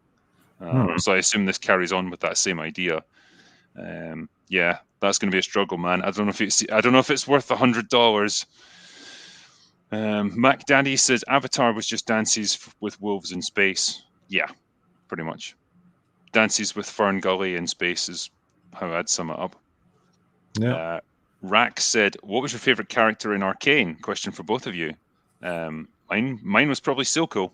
I think he was my favorite. I'm locked between Silco, Jinx, and Vi. Probably going to end up being Jinx. I'm very impressed with Jinx. She's everything that I would expect not to like about a character. When you're like, she's got a real specific and goofy, crazy look. She's real quirky. She's not like other girls. She's also kind of insane, and she's real powerful. She can basically beat most people in a fight. It's like, God, this sounds awful. Also, she's got bright blue hair. You're like, okie dokie. But then those 3 episodes, like knowing her full history, and then watching her in almost every scene she's in get flashes that remind her of the tear between Jinx and Powder. It was just like, it's pretty damn impressive. I thought she was fantastic. Yeah, I can't argue with any of that, to be fair. Yeah, I think I love the layers of intent behind Silco. Yeah. You know, he can, on the one hand he's a villainous crime lord, on the other hand he's a freedom fighter trying to like get a better deal for like the citizens of his his own people. Of Zorn. Yeah, like ruthless but compassionate towards Jinx, and in a sense to other people as well. Yeah, a lot going on with that character. Just found him fascinating, and I loved his voice acting as well. And a lot of people highlighting, yeah, she's a Harley Quinn that works. Yep. DC couldn't crack it, but Arcane did. It's funny as well, like with Vi, liked her a great deal as well. She had the social justice haircut, and initially I was like, oh Christ, what is she going to be? But like, it's one of the few times when it's actually a good character. I enjoyed how much damage she took in the show. Yes, yeah. She's a brawler, but man, she got cut up quite a bit. Yep. That is a rare thing indeed. Striker24 said, can you guys have the voices come off of yourselves in the bar? Also, Drinker, have you read any Brian Sanderson's books? They're good old Mizborn. It's amazing. I haven't, I'm afraid. I don't know what that means. Can you guys have the voices come off of yourselves in the bar? Unless they mean like if you had it on an animated loop, which that would be cool, but obviously then you wouldn't have Drinker's video. So like, this is true. Suspect Bane said, tell Sally Sadpants Peacemaker is a fun breath of fresh air. Well, there you go, Sally Sadpants. Apparently, it's really nice. The Size Game said, "Hi, sir. What books do you recommend to learn how to write good novels and films? So far, I've read Save the Cats and Techniques of Selling. Of a Selling Writer. I can give you absolutely no pointers on that whatsoever. I've never read a book like that in my life. I was once given a copy of On Writing by Stephen King. Never read it. I don't know. That's just me, but I just never found the need for it. So, yeah, I can't recommend any to you, mate. Holy Stones said your top 3 TV shows and top 3 movies, both of you. Okay. Jesus. So TV shows, I'll go with Buffy, Angel, and Breaking Bad. No, nice and easy. Damn it. I would go Farscape, Breaking Bad, and probably TNG for TV shows. Movies, Jesus. I'll go with Aliens, T2, and The Prestige. Fuck! Go! Yeah, I probably would have picked Aliens, probably Predator, and Falling Down would be my choice. Fair enough, yeah. Terminator 2 is close, though, man. That's close. Mikey Gusler also said, from what I know, Avatar 2 is going to follow Jake and his family leaving their home from a past threat and exploring different regions of Pandora. Yay. Kate Winslet plays a Na'vi leader of a water tribe. We see them swim underwater. Avatar 2 comes out the same day as Aquaman 2, December the 16th, as of now. I think both will do very well. I would safely bet Avatar 2 makes over $2 billion. All the normies I talk to love Avatar 1. Really? I didn't know anybody remembered it. Like, yeah, I honestly think like you're being way too generous and forgiving towards this movie. I honestly am not going to predict shit. I don't know what's going to happen with this thing. If you'd asked me, like, will Avatar 1 be the most successful movie of all time? I would have been like, no, why? Why would it be? It feels like it was a blip. It was a real anomaly that just a lot of factors just kind of came together to make this movie a success. But, you know, we've had mega blockbusters like this since then. It's not a unique film anymore. So I don't think it's going to recapture that magic. Vixen Dixon says, greetings here from PVK Podcasts. He has been weaving your commentary into his a lot recently. Be well. Oh, well, cool. Nice one. Krusty Jugglers said, hi, Drinker and MauLer. You guys are a pound of beef in a world gone vegan. That's the best compliment I've ever had. Yeah, I like that. Okay. Have either of you seen Attack on Titan, The Prestige, or the new Scream movie? Very random list, I know. Well, I've seen Prestige, and so have you, I guess. I adore that movie. Then Attack on Titan, I only ever saw the first episode, I think. Yeah, ages ago. It's been recommended to me. It's definitely on my list of things that I am going to watch. And no, I don't think I've not seen the new Scream movie in any way. Roll 250 says, behold my incredible movie show ideas to save failing franchises. Boba Fett versus Predator, Hawkeye versus Predator, Jurassic World versus Predator. Discuss. All of the dinosaurs versus Predator. Yeah, I just want to see the Predator kill all of those franchises. That'd be fine. Javid Banscom says, I believe the Earth is flat and nobody has been to space. What is your favorite fake space movie? Mine is Interstellar. Have you reviewed that movie? I haven't reviewed it, no. So yeah, not looked at it yet. I quite enjoyed Gravity. I thought that was fun. Do you know what I think about Interstellar? I can't remember. I think you liked the premise and hated the resolution. No, I just fucking hate the whole thing. Oh, that's fine then. Yeah, it's Christopher Nolan and his crazy space brain running away from him. I could tolerate it up to a point, but the ending was just the most contrived garbage I think I could have ever come up with. The space library. Yeah, it's like what you're going to ping out Morse code for the formula to like let you overcome gravity. Like, what the fuck is this nonsense? It's about love, Drinker, okay? Yeah, the power of love is stronger than a black hole. It's like, I don't know, man. If I got sucked into a black hole, I don't know. pretty sure love wouldn't stop me getting squished. Lord Carvanite says, Book of Boba Fett is so comically bad. The only reason I'm watching it now is just to laugh at how they've massacred my boy. Yeah. I don't know. I don't even want to laugh at that. It just makes me sad. Yeah, it's annoying. But I guess, well, it's just part of the course, right? Like, I seriously like consider myself naive semi-regularly. I'm just like, they won't fuck up Boba. Just gonna have him shoot people. It's easy. They gonna fuck him up. They Yeah. fucked him up. Yeah, life finds a way, and so does Disney. Claudio Rogajan says, fun Western recommendation is Shanghai Noon. It's a fun movie. But yeah, it's pretty fun. Shanghai Nights as well. Ginger Rhino says, a show with believable fights between men and women is Banshee. The women have to fight smart and use their environment to overcome the male fighters. Like, whoa, that's crazy talk in this day and age. No, how about that? Mikey Gusler says, restore the Snyderverse, release the Ayer cut, and make the Batfleck movie. It'd be nice to see some of those things happen. I don't think they ever will at this point. Affleck's done, isn't he, with all this stuff? Yeah, I think this is his last appearance in the Flash movie, right? Yeah. Although it'd be funny if it was a total mega hit. It's like, oh, this is awkward. Claudio Rogajan, will MauLer ever read a comic? Yeah, I read Longbow Hunters. There you go. I told Az and Gary they should be giving me more homework, sending me some comics. They said they would. Here I am, waiting. Can you believe it? It is kind of funny, like you're on Real BBC and it's like, nah, I never really read comics. I'm totally on board, but well, it's so much more of a pop culture thing than a comic show at this point. But I'm ready. I'll read some comics. I'll do it.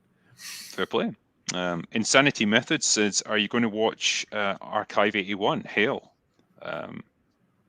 What's Archive 81? I don't know. I have to keep looking up so many of these things. Let's see. Google, tell me what it is.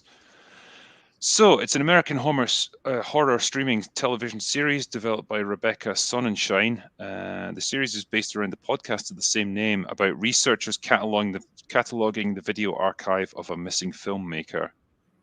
So it's a found footage thing. Okay. Yeah, there's 8 episodes, so not too much to it. Yeah, it's on Netflix, and it was just released like a week ago. Fair enough. Might give that a wee look. Joel Reis said, Star Wars is so bad right now that people treat The Mandalorian as if it was The Empire Strikes Back. Yeah, so fucking true, man. Honestly. Yeah. It's like this little straggly weed that's growing in a desert of like scorched radiation, and everyone's like, oh, fucking hell, it's like a jungle. It's just, yeah. The problem with Mandalorian is it opened that door to just a tidal wave of more content. Of mediocrity gone wild. That's it. That's all it is. And it's like, well, people will watch it, and we can produce these shows on the cheap. We can rattle off about 5 of them per year. All in Tatooine. Yeah, all in Tatooine. Lots of green screen. Nice and easy. James Hunter gave me $10. Thank you, mates. Dister Not says, greetings, drinker, MauLer. Longman, are you okay with me spanking the hell out of your plushie when I'm dusting? Your next inebriated Scotsman. Hi, Rex. I am okay with that, yeah. There we go. You got the MauLer's endorsement. When are we getting our drinker ones now? So you should get them at the start of March. That's when I was told from Makeship that they ship. So, yeah, that's when you get them. David Kelly says, what do you think the odds are of the singing lady from the Star Wars Hotel trailer that Disney removed appearing in the Book of Boba Fett? I mean, yeah, put her in there. Why not? That so many people cancelled their reservations after seeing that trailer. Payne Cabal says, thanks for your great coverage of Arcane, drinker. More people should see it. It's the right way to do diversity, not a showboat of virtual signal. Yeah, absolutely. That's why I called it out as being so well done. Spud Lee said, hail drinker, just saw Dr. Sleep, the Shining sequel, a few nights ago. I can't believe I missed it in 2019. I mean, I've heard mixed things about it. I haven't seen it yet, but I'm more than happy to watch it. It's a strange movie, man. I liked some of it. I was confused about a lot of it. It's a sequel to the book and the film, so it's just disjointed. It's confused. Yeah. Those feels like two things you can't really mesh together. Yeah, and a friend of mine who loves the book and the film. Did not like that movie. Okay. I'm like, oh. There you go. MJ Skyver. I bought one drinker. Looking forward to it being shipped. Yeah, I can't wait to start sharing those pictures on Twitter when people get them. Mitch E said, "Hey drinker, I just watched No Time to Die. I find it hard to believe that Bond didn't already have about 10,000 children." Yeah, no doubt. Roger Moore alone has probably fathered about 500 by himself. Manny Lamont said, "What do you think of Picard season 2? Here's a prediction: it will likely suck worse than the first season." Yep, no doubt about it. It looks like it's been shot in the present day as well. So it's like, how can we make this show as cheap as possible? Nah, just fucking shoot it in LA in the present day. It's got time travel in it. Yeah. Yeah, it just looks like absolute garbage. Daniel Monroe, what's your favorite hand-to-hand combat in a movie? I'm torn between the final standoff in Ong Bak or the bathroom fight in Ultimatum. I love the fight against Mad Dog in The Raid. I thought that was fucking incredible, that fight. So yeah, that'd probably be one of mine. Don't know about you, MauLer. I'm not sure. I'm trying to think of what are my favorite hand-to-hand fights. Do you know what that impressed me this recent is the Mission Impossible Fallout one in the bathroom? Oh yeah. Enjoyed that quite a bit. That next Mission Impossible got delayed, I think. Do you see that? Oh, has it? Which it's worrying everybody. It's just like, oof. I hope that doesn't mean they're getting like reshoots and the film's going to become a Frankenstein thing. Yeah. Did they mention reshoots, or is it just because of pandemic and stuff? I only saw a couple of tweets worrying about it. I didn't get a chance to read like the article about it. I just know it's delayed. Okay. But yeah, there's probably one or two in John Wick, but I'm trying to remember. The Atomic Blonde fight in the stairwell was fucking great. Yeah, that was really good. Again, that's what I've cited as a great example of like how you do a fight between a man and a woman and make it somewhat believable. Because again, she gets her ass beat. She really takes a pummeling in that movie, but yeah, she looks proper. Oh, there you go. Did have a hallway scene. Yep. Yeah, that was a good one. Yeah. There you go. Yeah, Rowdy Roddy Piper and They Live. That fist fight that just keeps fucking going. That was a great one, yeah. The last fight in GoldenEye. Yep, love that one. Let's see if there's anyone else. Yeah. That became like a famous gif. Cavill doing the double gun loading scene was the best thing ever. Yeah. It's weird all the little things that people pointed out about that gif when you see it, like how the pocket in his shirt just kind of disappears and all weird things like that. It's really bizarre. Yeah. Tim France says, started watching Cobra Kai after your stream and greatly appreciate it. Slange to you, sir. Thanks, man. Yeah, Cobra Kai is awesome. Laura Edstrom Smith says, drinker, I bought your coffee cup with the Hindenburg on it right after Biden was put in office. Love it. Yeah. Nice one. It'll be fine. Corey Diaz says, drinker, I love your insight on film and storytelling. Is Chris Stuckman in your network? Would be epic to hear you guys discuss film. Don't think we've crossed paths. Yeah, I don't think we quite move in the same circles, unfortunately. Maybe. Maybe. Sean Thompson, when are you going to review Mass Effect Legendary Edition? Could be a while because I need to replay it all, and that's a lot of gaming. I'd love to though. Geo Fry says, when are you coming to the land of alcohol, girls, and high capacity weapons, Florida? Hopefully this year. I'll be there at least once because I love me a bit of Florida, and yeah, I love when you go to rifle ranges there because like you just go in and the owners are like, yeah, so you come here to shoot some guns? Yes, that's why I'm here. And they're like, cool, just pick the ones you want, take it to the range, and off you go. Piece of cake. And try not to shoot anyone. Easy. Jack Tease says, looks like Disney are bringing in the Aristocrats to live action. I feel cold and empty. Help. Yeah, that's another one. Stop it, Disney. They're all going to go eventually. We know it's coming. It's coming. Ginger Rhino, for England, James? No, for me, best Bond moment ever. Yeah, that was cold, man. I tell you, because like, you know, Bond's often got a quip and stuff, and quite often the deaths are really inventive. I always really liked The Spy Who Loved Me because, like, Roger Moore just guns down the villain in cold blood. Like, there's nothing like particularly inventive about it. He just fucking shoots him repeatedly until he dies.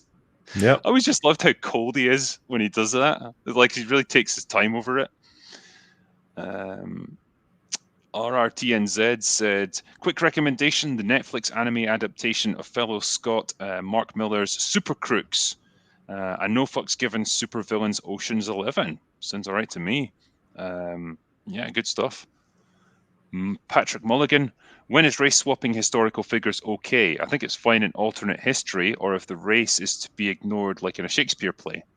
Yeah, I think in actual historical fiction, you probably shouldn't do it because it's weird and it's not being faithful to actual history. Alternate history, yeah, fine. You can establish any rules that you want, I guess. Yeah, I can't think of much more to add to that. Talons of Water said, "What do you two think of Spider-Verse?" So I like it a lot. The Into the Spider-Verse movie with like Miles Morales, I assume. Yeah. Yeah, it's good. It's pretty good. Good character work in it. It's quite mature and complicated as well for an animated movie. Patrick Mulligan said, Drinker, EFAP is supposed to rewatch Bly Manor at some point. Join them so you can get an objectively correct opinion and then make a vid saying so. Yes, I need to be corrected, sir. It's okay that he doesn't like it, okay, everyone? Well, you guys have done it, haven't you? You've done a full review of it. No, we haven't covered it. I've got a recording set of when we first watched it, but we don't do much talking because we're enthralled. So we need to do another one, and then that'll get released. We did a Hill House one. That was like it's us reacting to episodes and then discussing them as they finish. Basically, it's kind of like the Boba Fett minis, but all in one season. Right. Okay. Fair dues. JS Pena said, "Hold up! I heard Scream 5 was good." Apparently not. Well, I mean, maybe, I've heard bad things. Chronicles said, "Boys, what do you think of the ending of The Mist by Frank Darabont?" It's pretty bleak. I don't. I feel like I got the wrong. I just thought it was really funny. I feel like a lot of people come away with different reactions, but I thought it was like supposed to like some kind of meme. I was like, "You kidding? Really? Okay." Like, just. It's a weirdly mean-spirited ending. You know, like just really fuck the main character over for something like this. Just bad timing. Just seems a bit of an odd choice to end a movie like that. I think it's a tough one to nail because like it's just so absurdly tragic that it became funny to me. Yeah, it's like it crosses that line. Like it's too tragic. It just becomes. It's the comedic then.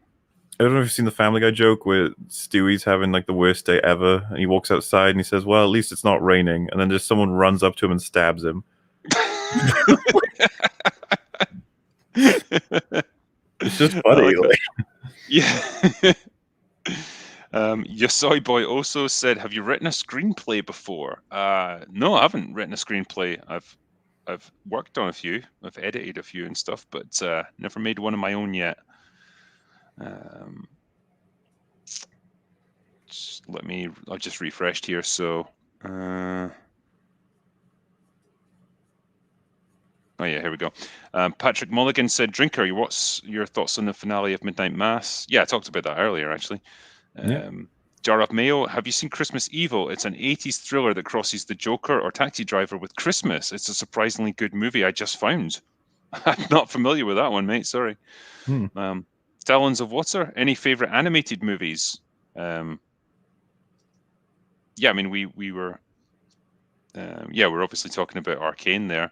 I really enjoyed Metropolis. It's like an anime from about 2003, I think that was. Into the Spider-Verse would definitely count. That would be up there for me. Spirited Away and Howl's Moving Castle feel like they should be mentioned for me anyway.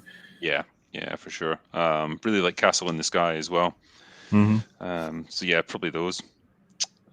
Kyle Mitchell said, "Guys, do you think an Age of Reptiles film would be good? It would be pretty hard for them to put progressive crap into that one, you would think."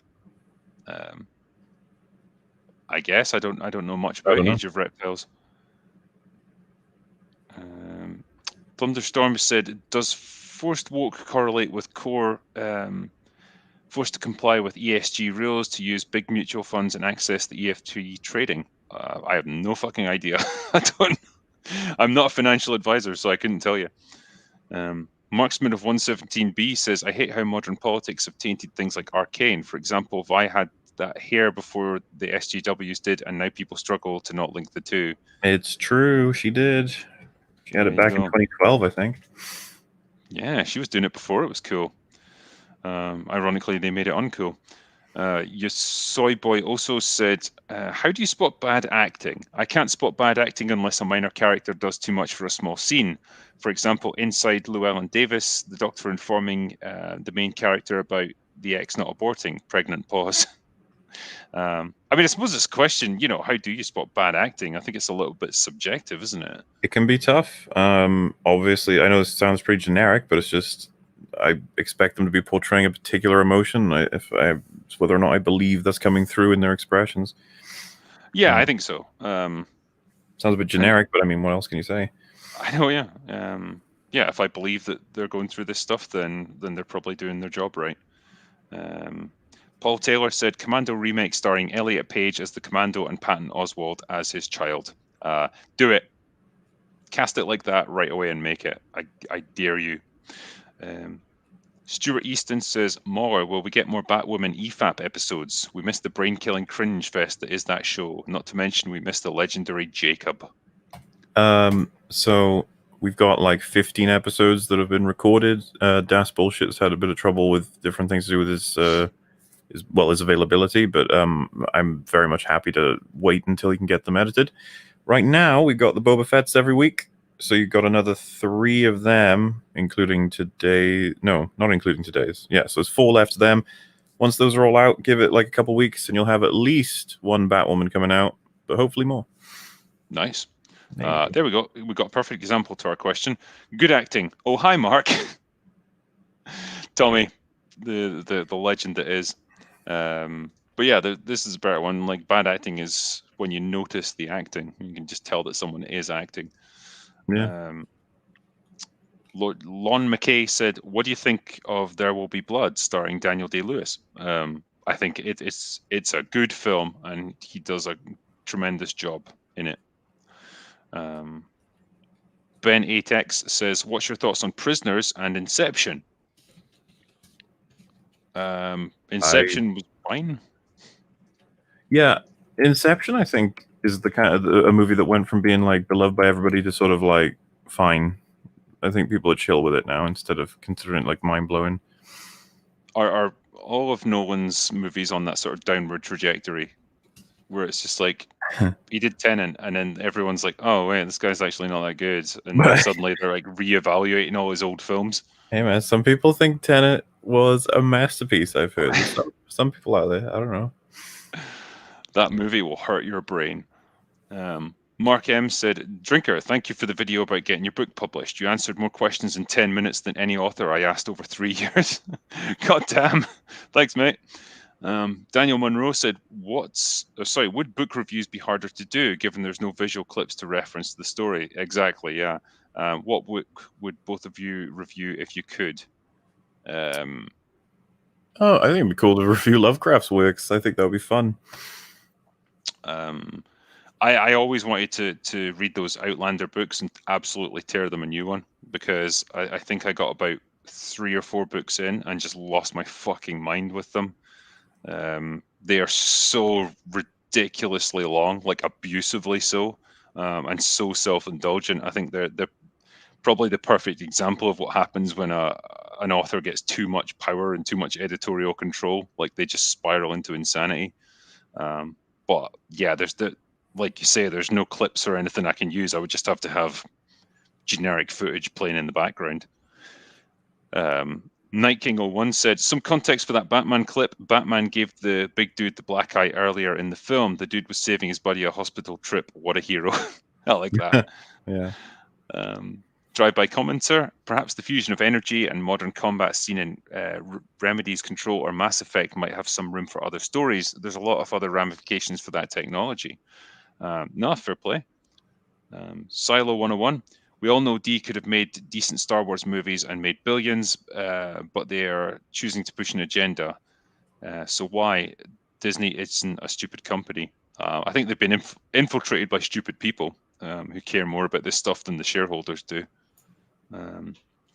Bird Up said, have you ever diced into the Gallo film genre like Deep Red or Blood and Black Lace? I think you meant to say dived. No, I haven't watched that stuff, I'm afraid. Don't know if you have, MauLer. No. Okay. I think we're almost at the end, actually. Marksman of 117B. Also, Vi has been around since 2012. Best jungler. There you go. Patrick Mulligan, when will you do the Drinker Fixies Last of Us Part 2? Do you have an example of a story doing the straight equivalent of the Ellie's gay, by the way, meme? The thing is, when I did my review of the game, I kind of made suggestions for how you could make the angle with Gigantor work a bit better. One of my main suggestions was that you actually, have Ellie unite with her early in the game. Like, she doesn't kill Joel initially. Like, the two end up working together and they get to know each other and form a friendship and bond. And it's only when they've encountered Joel late in the game that Abby tries to kill him that everything then gets revealed, and you have to make a choice. You know what kind of did that recently? Good old Arcane.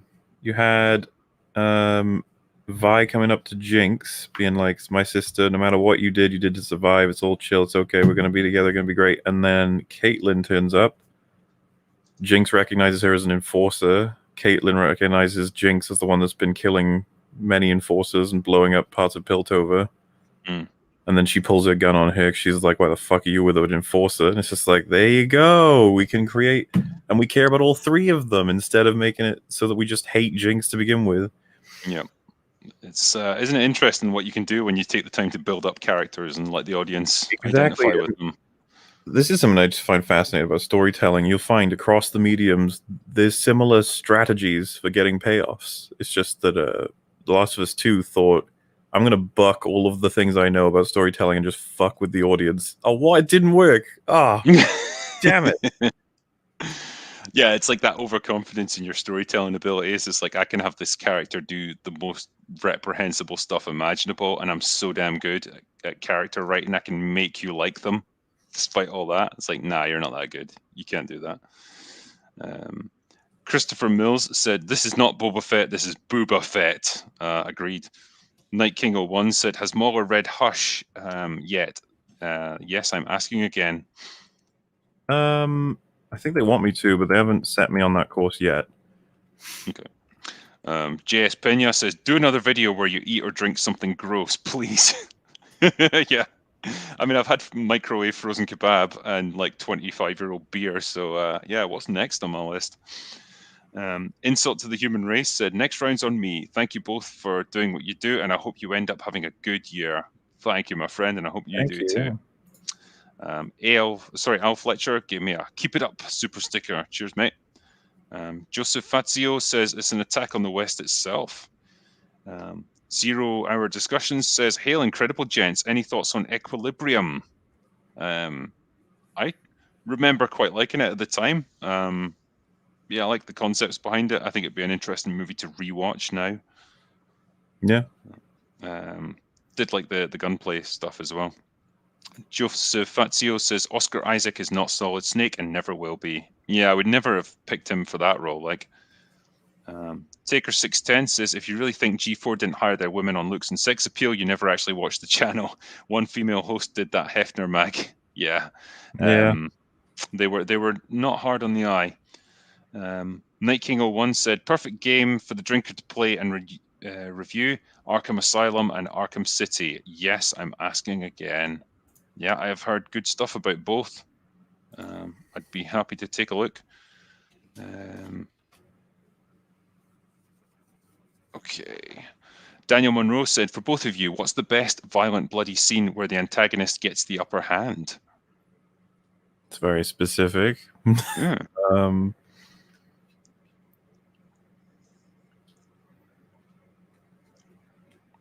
I guess I'm just trying to think of even examples of it. I'm blanking. Yeah, like you say, it's kind of a specific moment, isn't it? I guess they don't have to like win ultimately, just like get a temporary, temporary advantage. Yeah,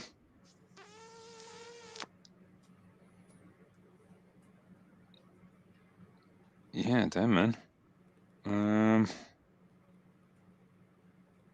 No, I can't really think of anything off the top of my mind. Sorry, I know that's a shit answer, but like my mind's just kind of gone blank on this one. Oh, Chad just said Mountain versus the Viper. That's a good example, I guess. Oh yeah, good point actually. Yeah, Texas Chainsaw Massacre. Well, yeah, true. Bane versus Kill Batman. Bill was never like that. It wasn't like particularly bloody where the antagonists get the upper hands. Yeah, I wouldn't have said so. Well, the Lucy Liu also almost beats it, right? Remember? Yeah, she does. Yeah. But again, I never saw that as like a really gory fight scene between them. Yeah, that's a good one actually, RoboCop, because she gets the top of her head cut off, if you remember.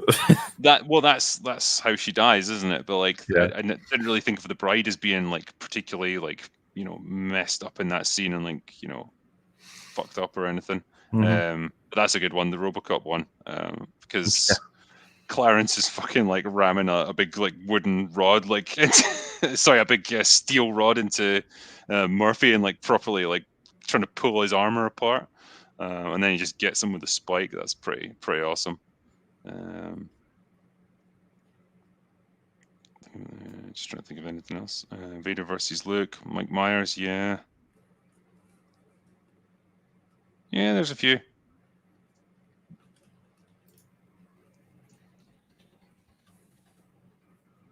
Yeah. Anyway, I'm getting totally caught up in the examples they're given there. Pilgrim Media says, "Critical Drinker, how far back can you trace your family history?" I'm reasonably confident about who my parents are. Beyond that, not so sure. Yeah, I'm not one of those people that's like done a big sort of family, get your family tree like traced or anything. I'm concerned because I'm Scottish. It'll just be like a straight line, and we've just been inbreeding this whole time. Piano Dean says, "Drinker, have you seen Costner's The Postman?" Yeah, I have. Yeah, it's regarded as a terrible movie, but for some reason it's one of my favorites. Maybe they shortened it. Yeah, it's really fucking long. I don't quite know what he was going for with that film. It just feels like a bit of a vanity project. And I don't know if you've seen it, MauLer, but like the final sort of confrontation between the Kevin Costner and the antagonist, they just have this really awkward fight, and they're kind of rolling about on the ground. That's it. It's like something out of the schoolyard. It's so weird. That is definitely not familiar with to me. Yeah, but it is very long. Yeah, I think that was Costner's like just a run of flops, basically. Jack Tease said, "For a happy end, a couple aged 100 and 102 just celebrated their 81st anniversary." Nice. 81 years together. God damn. MJO Skyverse said, "Paddy Considine improvised going back into the frame in Hot Fuzz." Rafe Spall, the other Andy, was laughing off camera from what Paddy did. Fantastic. That is genuinely one of my most favorite scenes in any of the Cornetto trilogy films. Just the way he pans back, and just the musical cue as well. Like, yeah. Yum Yum Meet 'em Up says, "Now that you've fully seen Arcane, Longman, I wanted to ask you or Drinker how you feel about the potential for season 2. Bit worried myself, given that certain characters I loved won't be making a return in season 2. Yeah, that is a bit of a problem. Wait, what? What are we talking about? Oh, we're talking about Arcane. Well, but sorry, are we talking about Silco? Is that? Yeah, I guess so. For a second there, I thought they meant like the voice actors refused to come back or something. No, as far as I know, it's just the fact that he's gone. Well, I don't know. Like, I'm a little bit different to you maybe on that one. I felt like his story was complete. I loved it. I don't need more Silco or anything. I'm very happy with where that story ends. But I'm very excited to see what happens with Victor. As well as all of them, really. I'm pretty sure Vi is probably going to end up story-wise, potentially. There's little tidbits in the game, but she could end up becoming an enforcer, which will be a really cool arc for her to go on if they end up doing that. With That's an interesting career choice for her.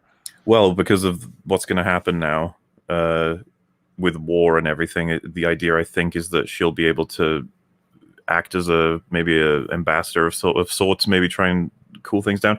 Who knows what they'll end up doing? But the thing is, there's lots of cool stuff. Warwick is this big werewolf in League of Legends. He's one of the first characters they even made, and he's baited for a split second near the end of the show. So I want to see him, a giant werewolf man. It's gonna be real fun. But they'll probably introduce a whole bunch of new people, and I want to see Heimerdinger chilling out more. So we didn't really talk about that, but Heimerdinger was really wholesome. I love that character. He's great. He's such a weird, I don't know, in a show like that, he just stands out so much. But yeah, just a nice guy. Yeah, he's probably going to help Echo build something that manipulates time if the game's anything to go by. So there's so much more potential. They can bring in so many more characters. If we have the same team, whatever they are, then I got big hopes for season 2. But the problem is, it is Netflix. Netflix have more history than anyone of having good season 1s, and then they crash and burn as seasons go on. Yeah. So I'm very concerned because I enjoyed the first season quite a bit. Well, I think that, it goes back to what we said earlier about, when shows have a very successful first season and suddenly a lot more suits start getting involved in them, and that's when the quality starts to go downhill because they end up being designed by committee. So yeah, there's a worry there for sure. Someone in chat said Heimerdinger sucks. He always took the hot moral high ground without offering any solutions. Down with yodels, which that's the species. That's the thing. That's what I kind of liked about it. I think that's why he lost. He was only saying no. He wasn't I don't think he convinced anybody really. I thought it was really sad when he got voted out. I felt bad for him. He'd lost his position, his standing, and his reputation. It was all gone. He does just, I got a little bit annoyed with him just constantly telling Jace not to do things. It's like, oh, don't experiment with this technology. And it's like, well, you need to give them reasons why, because this is potentially world changing from their point of view, and they're doing it because they see the chance to usher in a new era. If you're just standing in front of them, just say no, don't do it. He says he wants to take more time to study it because it's unstable, which is, I mean, look what happened to Victor. But of course, yeah, it's they want to progress. Piltover is the world of innovation. So I enjoyed the idea that he's just a character that's scared of how bad it can turn out, because I'm pretty sure they're implying his homeland was destroyed by magic. We'll probably get more on that as we go on. Next one's for you from Zero Pain. Says, MauLer, what do you do when you watch shows together such as Arcane or Batwoman? Do you stream it via Discord, use a watch party, or does everyone just pull it up and press play at the same time? It is the classic old-fashioned way of 3, 2, 1, go. And it's funny, I've explained this before, but when I first sort of watched stuff with Jay was like, I don't want to watch anything with you. I want to be able to watch it. And I was like, oh, you misunderstand. When we're watching something like Arcane, nobody says anything for the whole hour. Yeah. And then at the end you talk. That's watching it with someone at that point. And it sounds weird, but it works out real well. It's fun. Yeah, no, it's good. I've enjoyed some of the movies we've done together, and yeah, we watched quite a bit of Squid Game together as well. We did talking about it as we went. So yeah. Stephen Corona said, a short which captures the overall feel of Boba Fett much better than anything in his vasectomy of a show was the 12 Parsec Stare by Ruined Films. Just like a fan film, I guess. Which is cool. A lot of these ones are great. They don't have the budget, but man, there's just so much passion that goes into them. Richard Curtis says, have you or will you do any book signings? Have you been to the Glasgow Film Theatre? I have an unreliable memory and thought you did a promotion type thing there. No, I didn't do that at the Glasgow Film Theatre. I've done it before, but they've usually been shit. You go to bookstores and stuff, and you might sell 5 or 10 books in 2 or 3 hours, and it's just most of the time it's not worth your time as an author. It's a shame because you kind of imagine that you'll go there and there'll be like a line of people stretching out the door to get your book signed. But yeah, it's not going to happen unless you're someone like properly successful and big. Daniel Monroe said, "Great stream, gents. I'm going to get back to my strawberry jack and Dettol smoothie now. Ellie's pouring it, by the way. I'll go away now." Cheers, mate. JS Pena says, "Do a mukbang." No, I'm not going down that fucking road. Yanis Sava says, "Drinker MauLer, Arcane was good, but Cobra Kai is the best. Fight me. Love you guys. Cheers." Thank you. I've heard that. But that's 4 seasons compared to 1. You've just, like, as much as I badgered you about Arcane, you got to get onto Cobra Kai, man. All right, that's the next one. Next one. Kelly Johnson said, "MauLer, will Jon Snow still have his balls in the books?" Oh God, who knows? Gamble. So roll the dice right there. She's my queen. The Ginger Menace gave me a Foxy super sticker. Cheers. Night King 01 says, "Bring in Dr. Monroe on Arcane so he can get the beating he deserves for making me lose all those league matches." Do you mean Dr. Mundo? Well, he said Monroe, but maybe he meant Mundo. I think he means Mundo, yeah. I'll take your word for it since I know fuck all about League of Legends. Stanley said, "Do you guys like Guy Ritchie films? I saw his new one, Wrath of Man, the other day and thought it was a bit different, but pretty good." I generally do, yeah. Gotta love Snatch and Lockstock. I like The Gentleman, and I like Rock and Roller. I like Man from U.N.C.L.E. So yeah, he's produced some good stuff in his time and some shite as well. So King Arthur wasn't great. Lucas G says, "Gents, speaking of Arcane, in my opinion, Mel was a Mary Sue." Which one's Mel again? Don't know. Sorry, she's the lady that Jace hooks up with, I think. Is that the one that gets vaporized? Well, she might have been at the end. We don't know. Oh yeah. It's hard to tell if she's a Mary Sue. You don't really get to see what her abilities are or anything. I liked her mum, who's just like always eating and fucking people and stuff. It's just like she's just shrewd. She seems to be a political puppeteer. Yeah. Which is neat. Last one here was from Chris Nicholson. Says, "People must recommend films all the time, but I want to plug The Next 3 Days. Russell Crowe is a teacher who decides to break his wife out of jail and is way over his head in a world of crime." No, fair enough. I did like that one where he's like this big fat guy with road rage. That's great fun. He was properly off his rocker in that movie. Anyway, yeah, we made it to the end. Well done. Did it. Yay! Thank you to all you guys. Thanks for all these extra super chats. This is just a catch-up stream, but you're always so generous with this stuff, so really appreciate it. And yeah, I'll get back to making more reviews tomorrow. I think I might do one on Midnight Mass. That'll be the next one, I think. And hey, there's going to be an active review happening in just 9 minutes. There we go. Yeah, EFAP in 10 minutes. Good old Boba Fett. I suppose if whoever's listening right now is like, where can I go next? You can go there. Yeah, if you need more, if you're looking for more entertainment, yeah, head over to, is it MauLer it'll be on? Yeah, am I able to post in chat, or is it going to be angry at me? No, you should be all right. Follow this. But I am MauLer on your chat right now because I'm signed in. So yeah, okay. If that shows up, I don't know if it does. But anyway, I'll be there. Drink is probably doing some other stuff, maybe. I don't know. I am going to watch. I'm going to watch a movie, I think. Sweet. And get the next stuff underway. But yeah, thanks to all you people in chat for joining us for this little catch-up stream tonight. It's been good. And thanks to MauLer, as always, for joining me and helping out. Appreciate it, man. Absolutely. All right. Well, cool. That's all we got for today. So go away now.